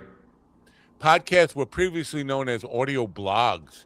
They have roots dating back to the 1980s when the advent of broadband internet access and portable digital audio playback devices, such as the iPod, podcasting began to take hold in 2004. There are more than 115,000 English language podcasts. I think there's a lot more than that. Yeah, it's what is it, 15 million or some shit? Yeah. English speaking? So yeah, I don't know. In America? Yeah. No, really? International, worldwide. I only know about 70. I only know about 70. Damn, there's way more than I thought. The thing is, like they start up and fade pretty quickly, so you can't ever keep track. Like today, there could be one number, and then tomorrow there'll be a whole different. Yeah, you can have like one guy who starts like 3 or 4 of them. Let's say like a guy who's a comedian out of Indiana, who could start like 3 or 4 podcasts and not finish any of them. Right. I think the average is less than 7. Less than 7 episodes. The bottom line is there's too many Stephen Ortizes in the world, aren't there? And if it's only one, that's too many. That's true. Heavy Kev says Jeremiah was a bullfrog, obviously not tuning into Sunday morning when the Rev was trying to give credit to Three Dog Night for that song. Not happening. Yeah, for the popularity of the name Jeremiah, for people naming their bullfrogs Jeremiah. Oh, I thought he was giving him credit for writing that. I think it's a Hoyt Axton song. I'm pretty sure. No, the guy who yelled it died. The guy who Richard Negron. Yeah, Negro. Is that Chuck Negron? Chuck Negron. Chuck Negron. Yeah. What's going on? Do you hear lots of air? Yeah, that's between his ears. Oh, that's right. So it's probably because I'm on my iPad, and the iPad is going to pick up other sound. It doesn't have a microphone. iPad is portable asshole delivery, right? No, portable ass on demand, portable art on demand. I think it's the combination of. It stands for possible. It stands for pad. Probable ongoing distortion. Oh. See, you could, that would be an A. You could just take letters and just make them say things, right? Yes, that's one of my pet peeves. You know, peeves. Portable estrogen equals vehement. Well, I don't know. Poor estrogen. That was supposed to say that levels. Poor estrogen. See, you're stuck. You can't do it. I can do it. I just can't do it right now. Why? Because the word I wanted to use was levels, but it's not a level. There's no L in there. You got to put an L in there. Yeah. Pebbles. It's not a peeve. It's a pebble. Whatever. Well, I just wanted to hop on and say hi to you guys. Hi to you We guys. appreciate you because you're like all the way in Nolens and you're having a good time and you're stopping. Back in the day, there was a time in the not too distant past when you used to send video content for me to like share. Now that you're in New Orleans, could you take your phone with you and get some interesting stuff for me to share? Anything in particular? Most like of the sex things that go on, whether it's like I've not seen anything hot so far. Wow. So far, the hottest thing here is me, and apparently I smell like wet dog. Mark Norman grew up and raised in New Orleans, and he had a trans nanny. So I just thought the whole city was like all trans stuff. Like, is that where? I don't want to be offensive, but so if he had a trans nanny, would that be a tranny? Trananny. Okay. Trananny. Yeah. Gotcha. Yeah. Yeah. No, I'll find some stuff. Well, I'll find some stuff. Yesterday, Swan and I went around to different historical sites and made up stories. So we're going to release that on our podcast. We'll probably keep doing that bullshit. But yeah, we'll send you some fun stuff. Yesterday, we went to the Death Museum. That was very cool. Oh. Not the Deaf Museum, the Death Museum. Although the Death Museum was deaf. Wow. If that makes sense. That's pretty cool. I had for years. I had a recurring dream about me and this woman in New Orleans. Like, we'd gone there for Mardi Gras, and it was such a vivid dream that I had it so often it seemed like a memory. And I had it constantly. I'd have it constantly. And eventually, I called her.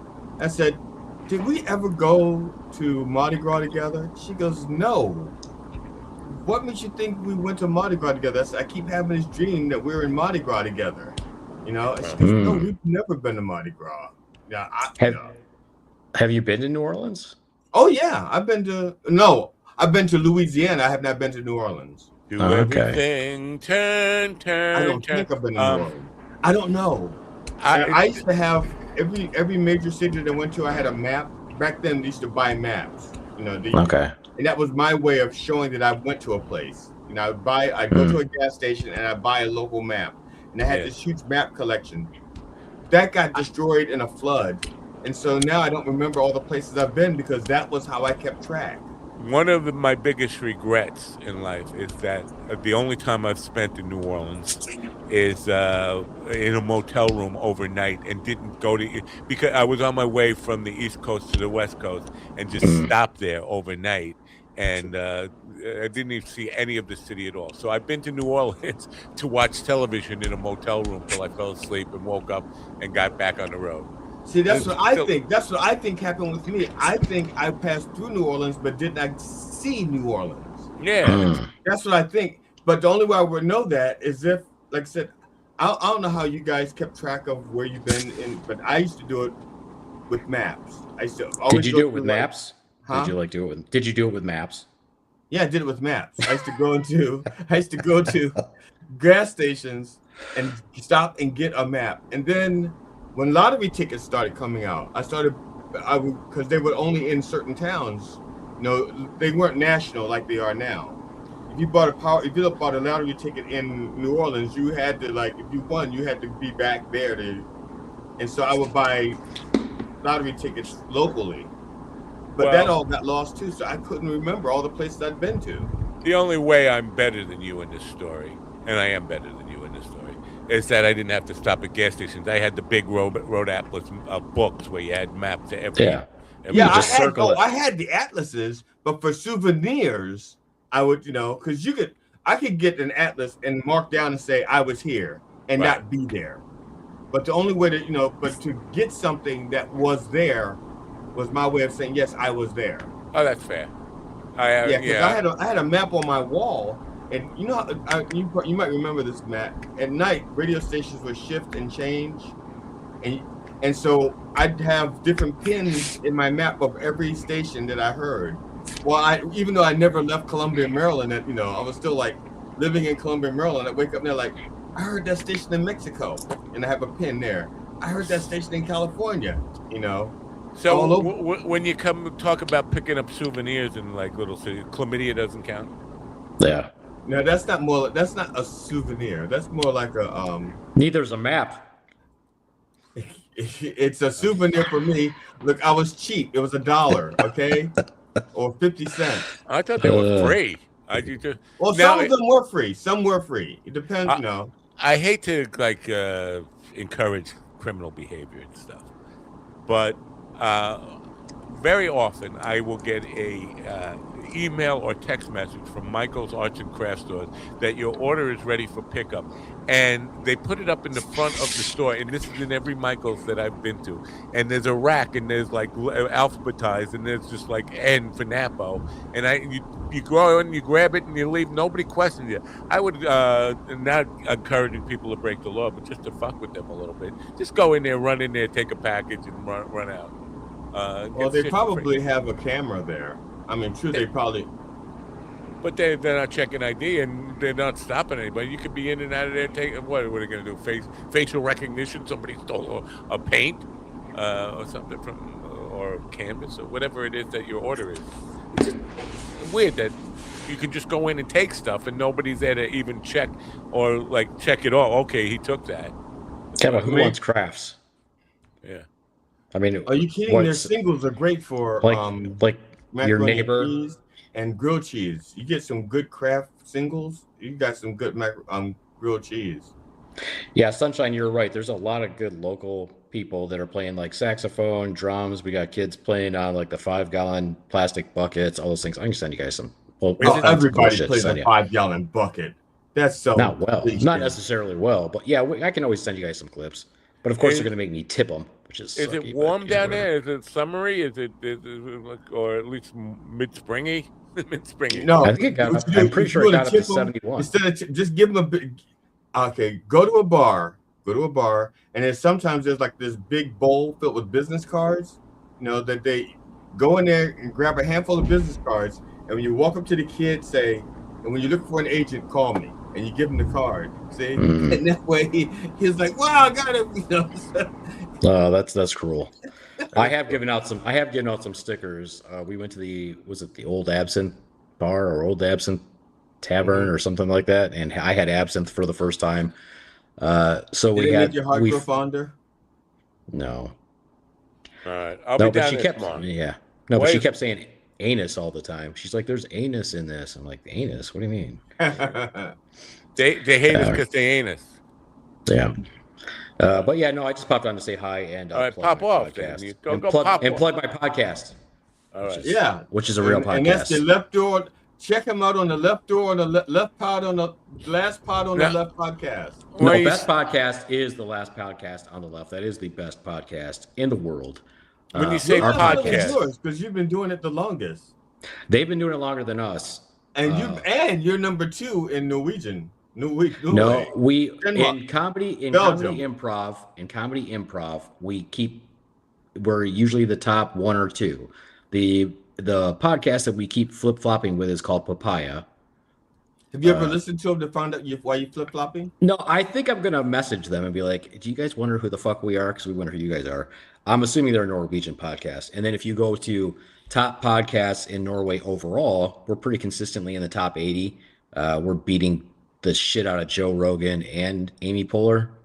I saw that. And then in comedy, we're usually like 14 or 15, and then we keep beating Joe Rogan there too. But he's like right behind us. I'm number 1 in Pago. Places with in Norway. Maybe the two of y'all could do like a joint segment where each of you do your shows together, and to see which episode comes up on top. Well, I mean, it's also Apple Podcasts. I mean, Joe Rogan is bigger on StreamYard, I'm sure. I mean, I think Rogan is Rogan. From what I don't know, scum. He's nobody. I don't know what to believe because everybody I listen to, and not that I have a big fear of influence there, but the people I do listen to, they say Rogan's going down big time. Like his numbers have dropped off, his fan base has dropped off, and there's nowhere where it used to be. I don't know. I don't keep track of those things. But it's pretty cool for us because I mean, everybody's like, "Why are you guys big in Norway?" I'm like, I don't give a shit why. I'm like, it's cool that we are. So that's, to make their top charts all the time is awesome.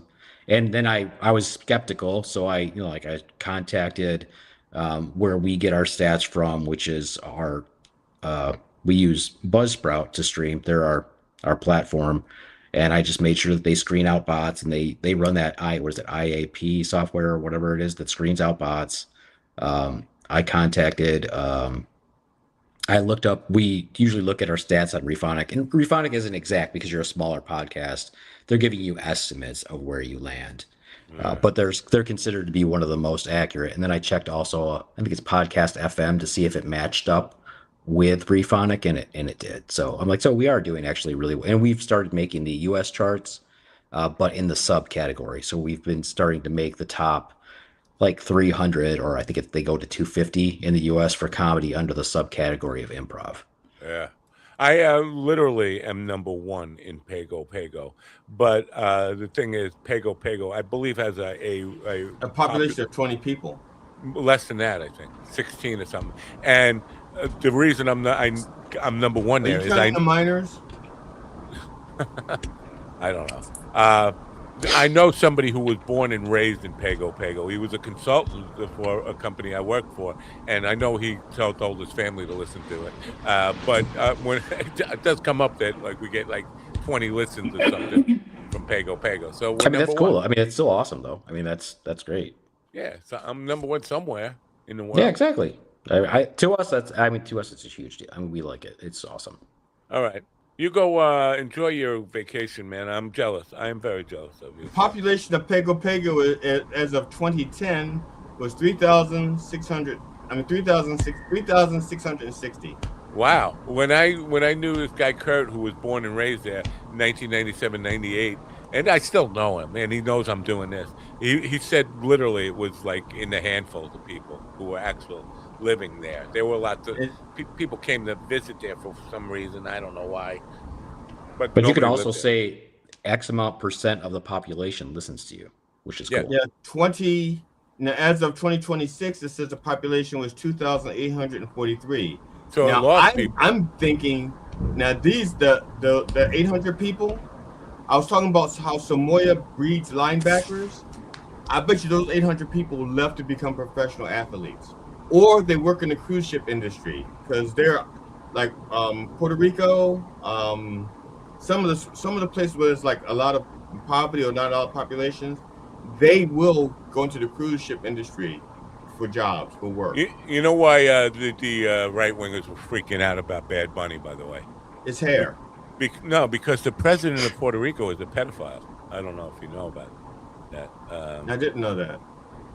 Yeah, of course. How would I know that? I'm not a Puerto Rican or because the president.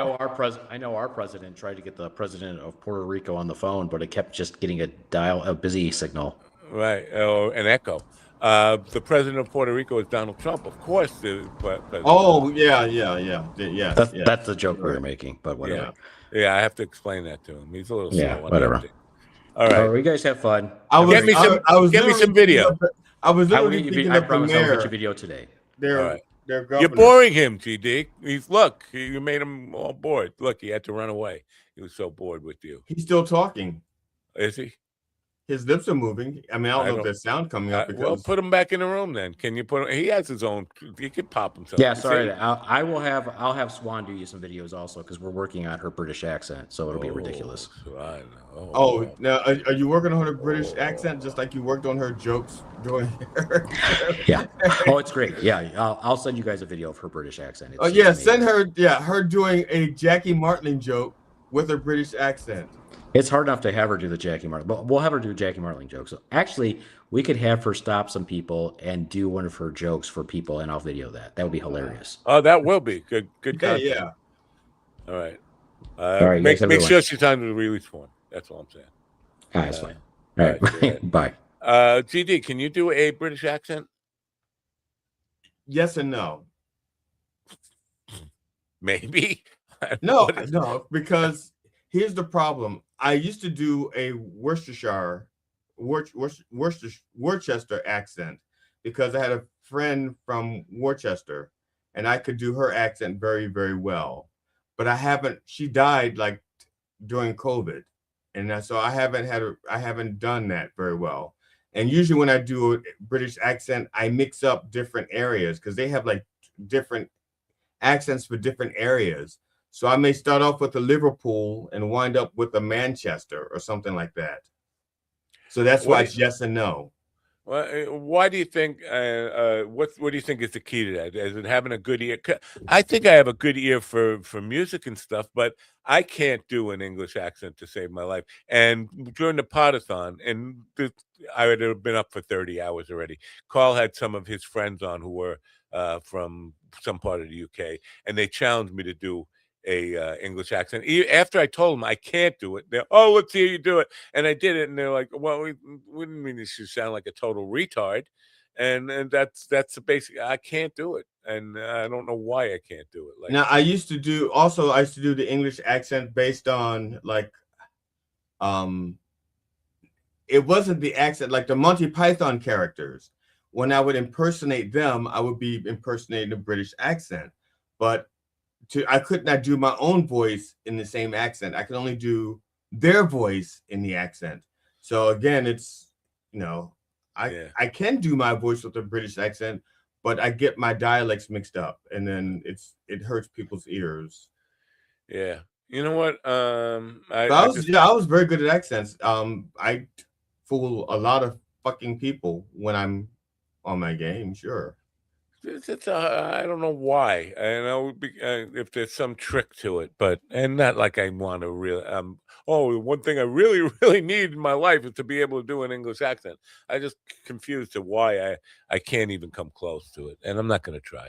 So, Luke Beasley the other day had on a guy doing Tucker Carlson. He was like having an impression of Tucker Carlson. He was having like a fake debate with a fake Tucker Carlson. The guy was so fucking good, though. I mean, just right on with a crazy laugh and all this stuff, and the overuse of saying the word actually. But really good stuff. You know, some people just have an ear for being able to hear and make it come out through their lips. And last night I was singing a song that I know I could always sing. What was it? It was Don't Stand So Close to Me, The Police. It was on the radio and I was singing it, but my sinuses are so bad that I have like this mucus, and I could just, every time I started singing, it was just coming up and just blocking notes and shit. And I had to like stop and swallow and sing again, and it comes up and I stop and swallow. And that's part of the reason why I stopped doing singing, you know, because my sinus is just so fucking bad, and some of your notes, you know, if you don't have clear throat and clear sinuses, you're not going to hit a lot of your fucking notes, you know. It's and I hate to say fucking so much, but are you familiar with a guy named Stephen Williams Jr.? Don't say second baseman for the Mets, because you'll get thrown out of the winter baseball meetings if you say that. I really thought he played for the Knicks, but okay. Stephen Williams Jr. is an internet sensation of sorts, I guess, songwriter, singer, and I've been following him lately. And the guy's got like a super powerful voice, and he never really opens his mouth, and it's fucking killing me. How the fuck can you sing so good? He's got his like his lips never move, and they never even open. Like, one of the things in bel canto they teach you is, if you're not opening your mouth, you're singing through your nose, and that's why you will get a lot of resonance with that. But the point of it all is to open your mouth, and he never does. Like, his lips. The videos, and he gets this powerful, like, he go from just like singing words and stuff, and then to a really robust, loud belting it out, and still never move his jaw, never move his lips or anything. How? That's what it's an enigma to me. I shared some of his videos, and people, if they follow me on social media, check him out. Stephen Williams Jr. Country folkish type of stuff, but it's just really weird how you can learn to sing with your mouth shut. Like, the hole that makes the sound is about like an eighth of an inch between his lips. Like, I know that when I played in the band, my teeth were jacked up, And so whenever I sang, I wouldn't open my mouth completely, or if I did, I sang behind the microphone like this so that people could not see my teeth. Like, so I would sing and you can't see the teeth. Dysphonia. What is that? I'm looking it up. Dysphonia. That's a person they're faking disease. They don't really have difficulty in speaking due to a physical disorder of the mouth, tongue, throat, or vocal cords. Oh, like a hair lip. Alison Krauss is one of, I mean, just a pure tonal singer. She's like Karen Carpenter. If you like analyze her pitch, she's like right on the fucking line. She's like really good with pitch. I can't imagine like she has difficult talking. Yeah, that's not that uncommon. Mel Tillis. I mean, there are lots of people who don't talk well, who sing well, but the idea of singing well and never moving your lips and not having a space for the sound to come out, like it's all coming out nose somehow. Yeah, I saw for the first time. I'm not a Mariah Carey fan, so I don't listen to her music. And I remember someone I know who says, I can't stand Mariah Carey. All she does is screech. But I never heard her sing really. So I don't know. I know that's Christmas song that she does. All I Want for Christmas Is You, but I don't know the whole song. I don't know that she screeches. Yeah. But there was a TikTok video of her. I think they called it her bird chirping. And she does these like without not words, but just the notes, like almost like a bird chirping.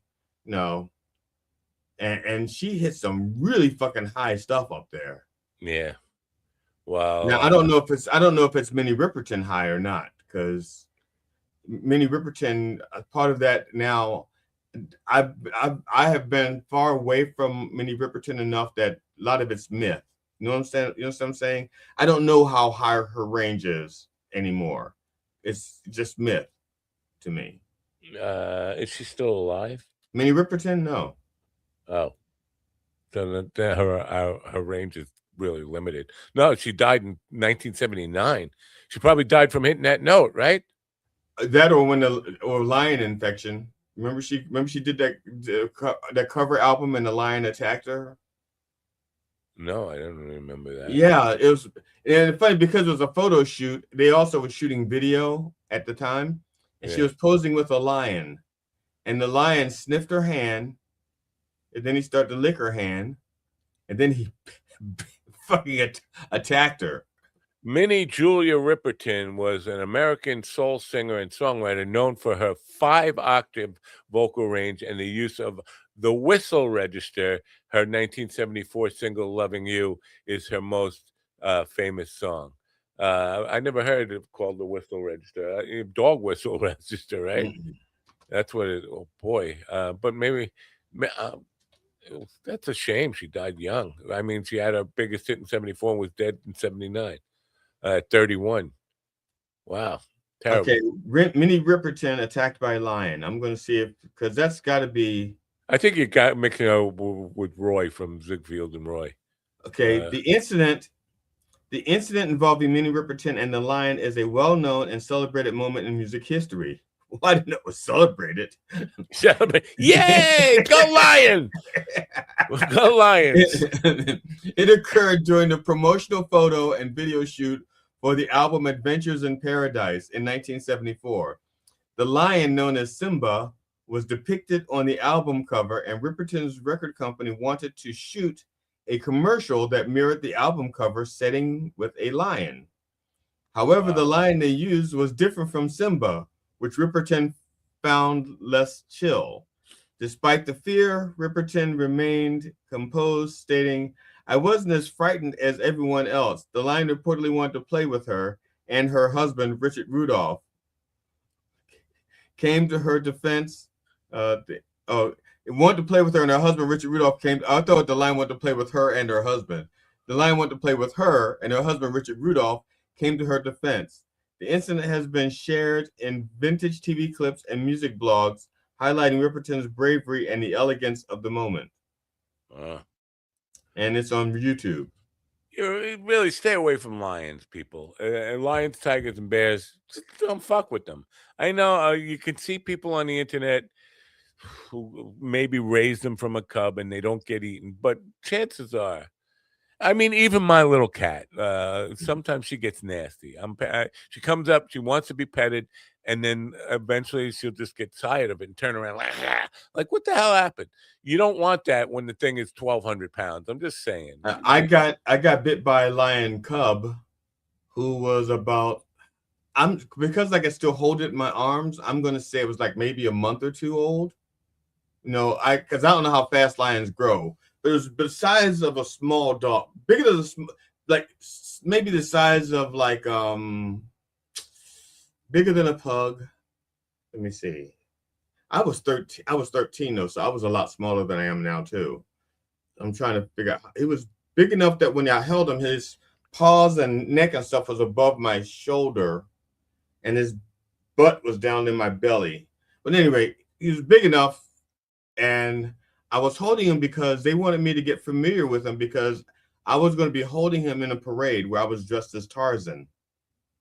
And the lion, I just got liking the way I smelled or tasted or something. Or at least the way I smelled, because he hadn't tasted me yet. And then he bit me and he drew blood. And I was concerned because I had learned from a nature program like Mutual of Omaha, Wild Kingdom or something, that lions don't know they would want blood until they first taste blood.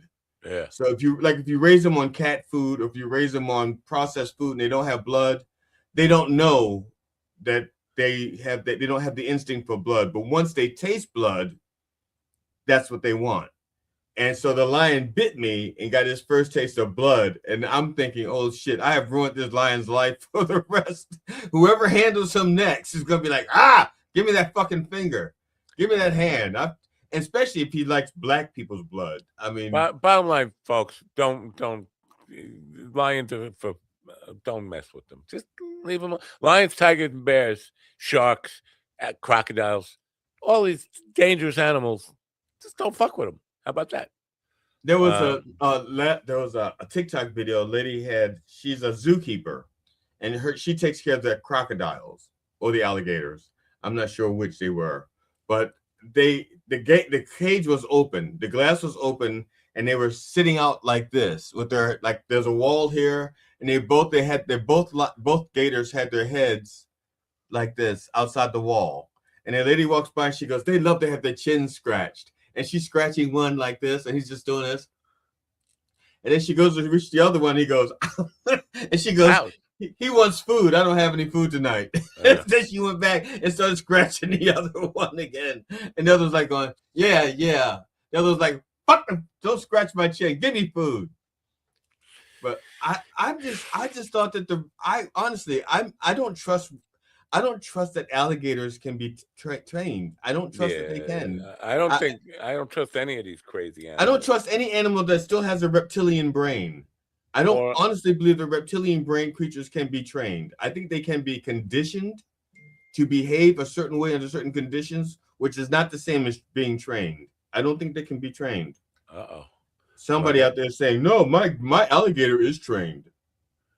The head count has changed again. Well, stop changing head counts. Okay. Who's head? It's a paint party head count. Yesterday, and we're over time here, but yesterday I sent you some shit. Remember the magician? And you said, yeah. That shit. I've seen them. Yeah. That guy has got probably 1,000 videos where he makes himself look like he's on America's Most Wanted, America's Got Talent, America's those amazing talented idiots, whatever show that is, with the judges and stuff, and it's all this fake AI magic, and he's got them reacting to it, and people are believing it. Like, wow, I didn't catch that, but you would think after 1,000, like, where he turns into a giraffe or something. After 1,000 of those, people would say, "Oh, this is AI. It's just fake." And he keeps once you sent that to me and I clicked on it, I saw 5 other people doing the same thing with the smoke, and then whatever it is that they have is now a T-shirt, or it's now. So it is like an AI produced thing where it seems like you're just substituting yourself in the video, and everything else AI has generated. It's like another, like a template. I'm thinking of doing something really goofy and stupid like this because he's using a lot of the America's Got Talent or American Idol or whatever it is reactions and the crowd reactions and the judge reactions and those stuff, and that's what sells it, right? So I'm just thinking, like, I'm gonna create a video of myself singing like really off key shit, and just have them like, and the crowd just crying and like loving it. It looks like I was on American Idol, and people will be like, "But it sounds terrible." But how come everybody's loving it? And the judges all say, "They give me the golden buzzer or whatever, and want me back." I'm gonna shoot a video. I'm gonna make a video of me having sex with a woman, doggy style, and then he cut away to Simon Cowell going, you know, and then you're a genius. Yes, Sophia Vergara, whoever the other people are going, wow, look at that. Yes, yeah, Howie Mandel. Yeah, Howie Mandel, the germaphobe. Yeah. All right, we're done here. We have to wrap this up because I need to go do things. Okay. Well, in that case, let me plug these 3 things. Funny Old Farts on the 19th, live in Westminster. You can also stream it on Plausible. The Village, in Laguna Beach. Just look it up. There can only be one place, Laguna Beach, where I'm performing. That's on the 20th. That's also streaming live on plausible.com. And February 14th is the anniversary of my conception. That's the anniversary of the day that my parents got together and their little sperm and their little egg formed the first part of me. That was February 14th, 67 years ago. I don't know if there's a real legitimate way to kind of really determine that, but fine. You can believe that. What do you mean? My mother never denied it. My mother my mother did not say, no, it didn't happen. And believe me, my mother corrected me every chance she got. All right. Okay. And it's also Jackie Martling's birthday. So happy birthday. Oh, that's right. So Jackie Martling's birthday, and I was conceived on the 14th. 2 very special things happened on that day. February, March, April, May, June, July, August, September, October, November. All right, that makes 9 months. All right, that's fine. Fine. Yeah, baby. Sorry. But don't forget to turn on your radio. Oh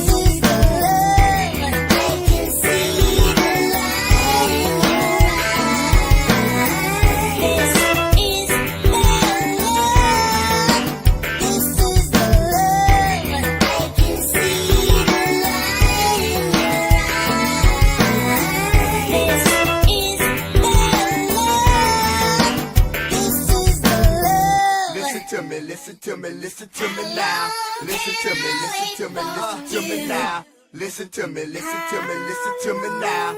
Listen to me.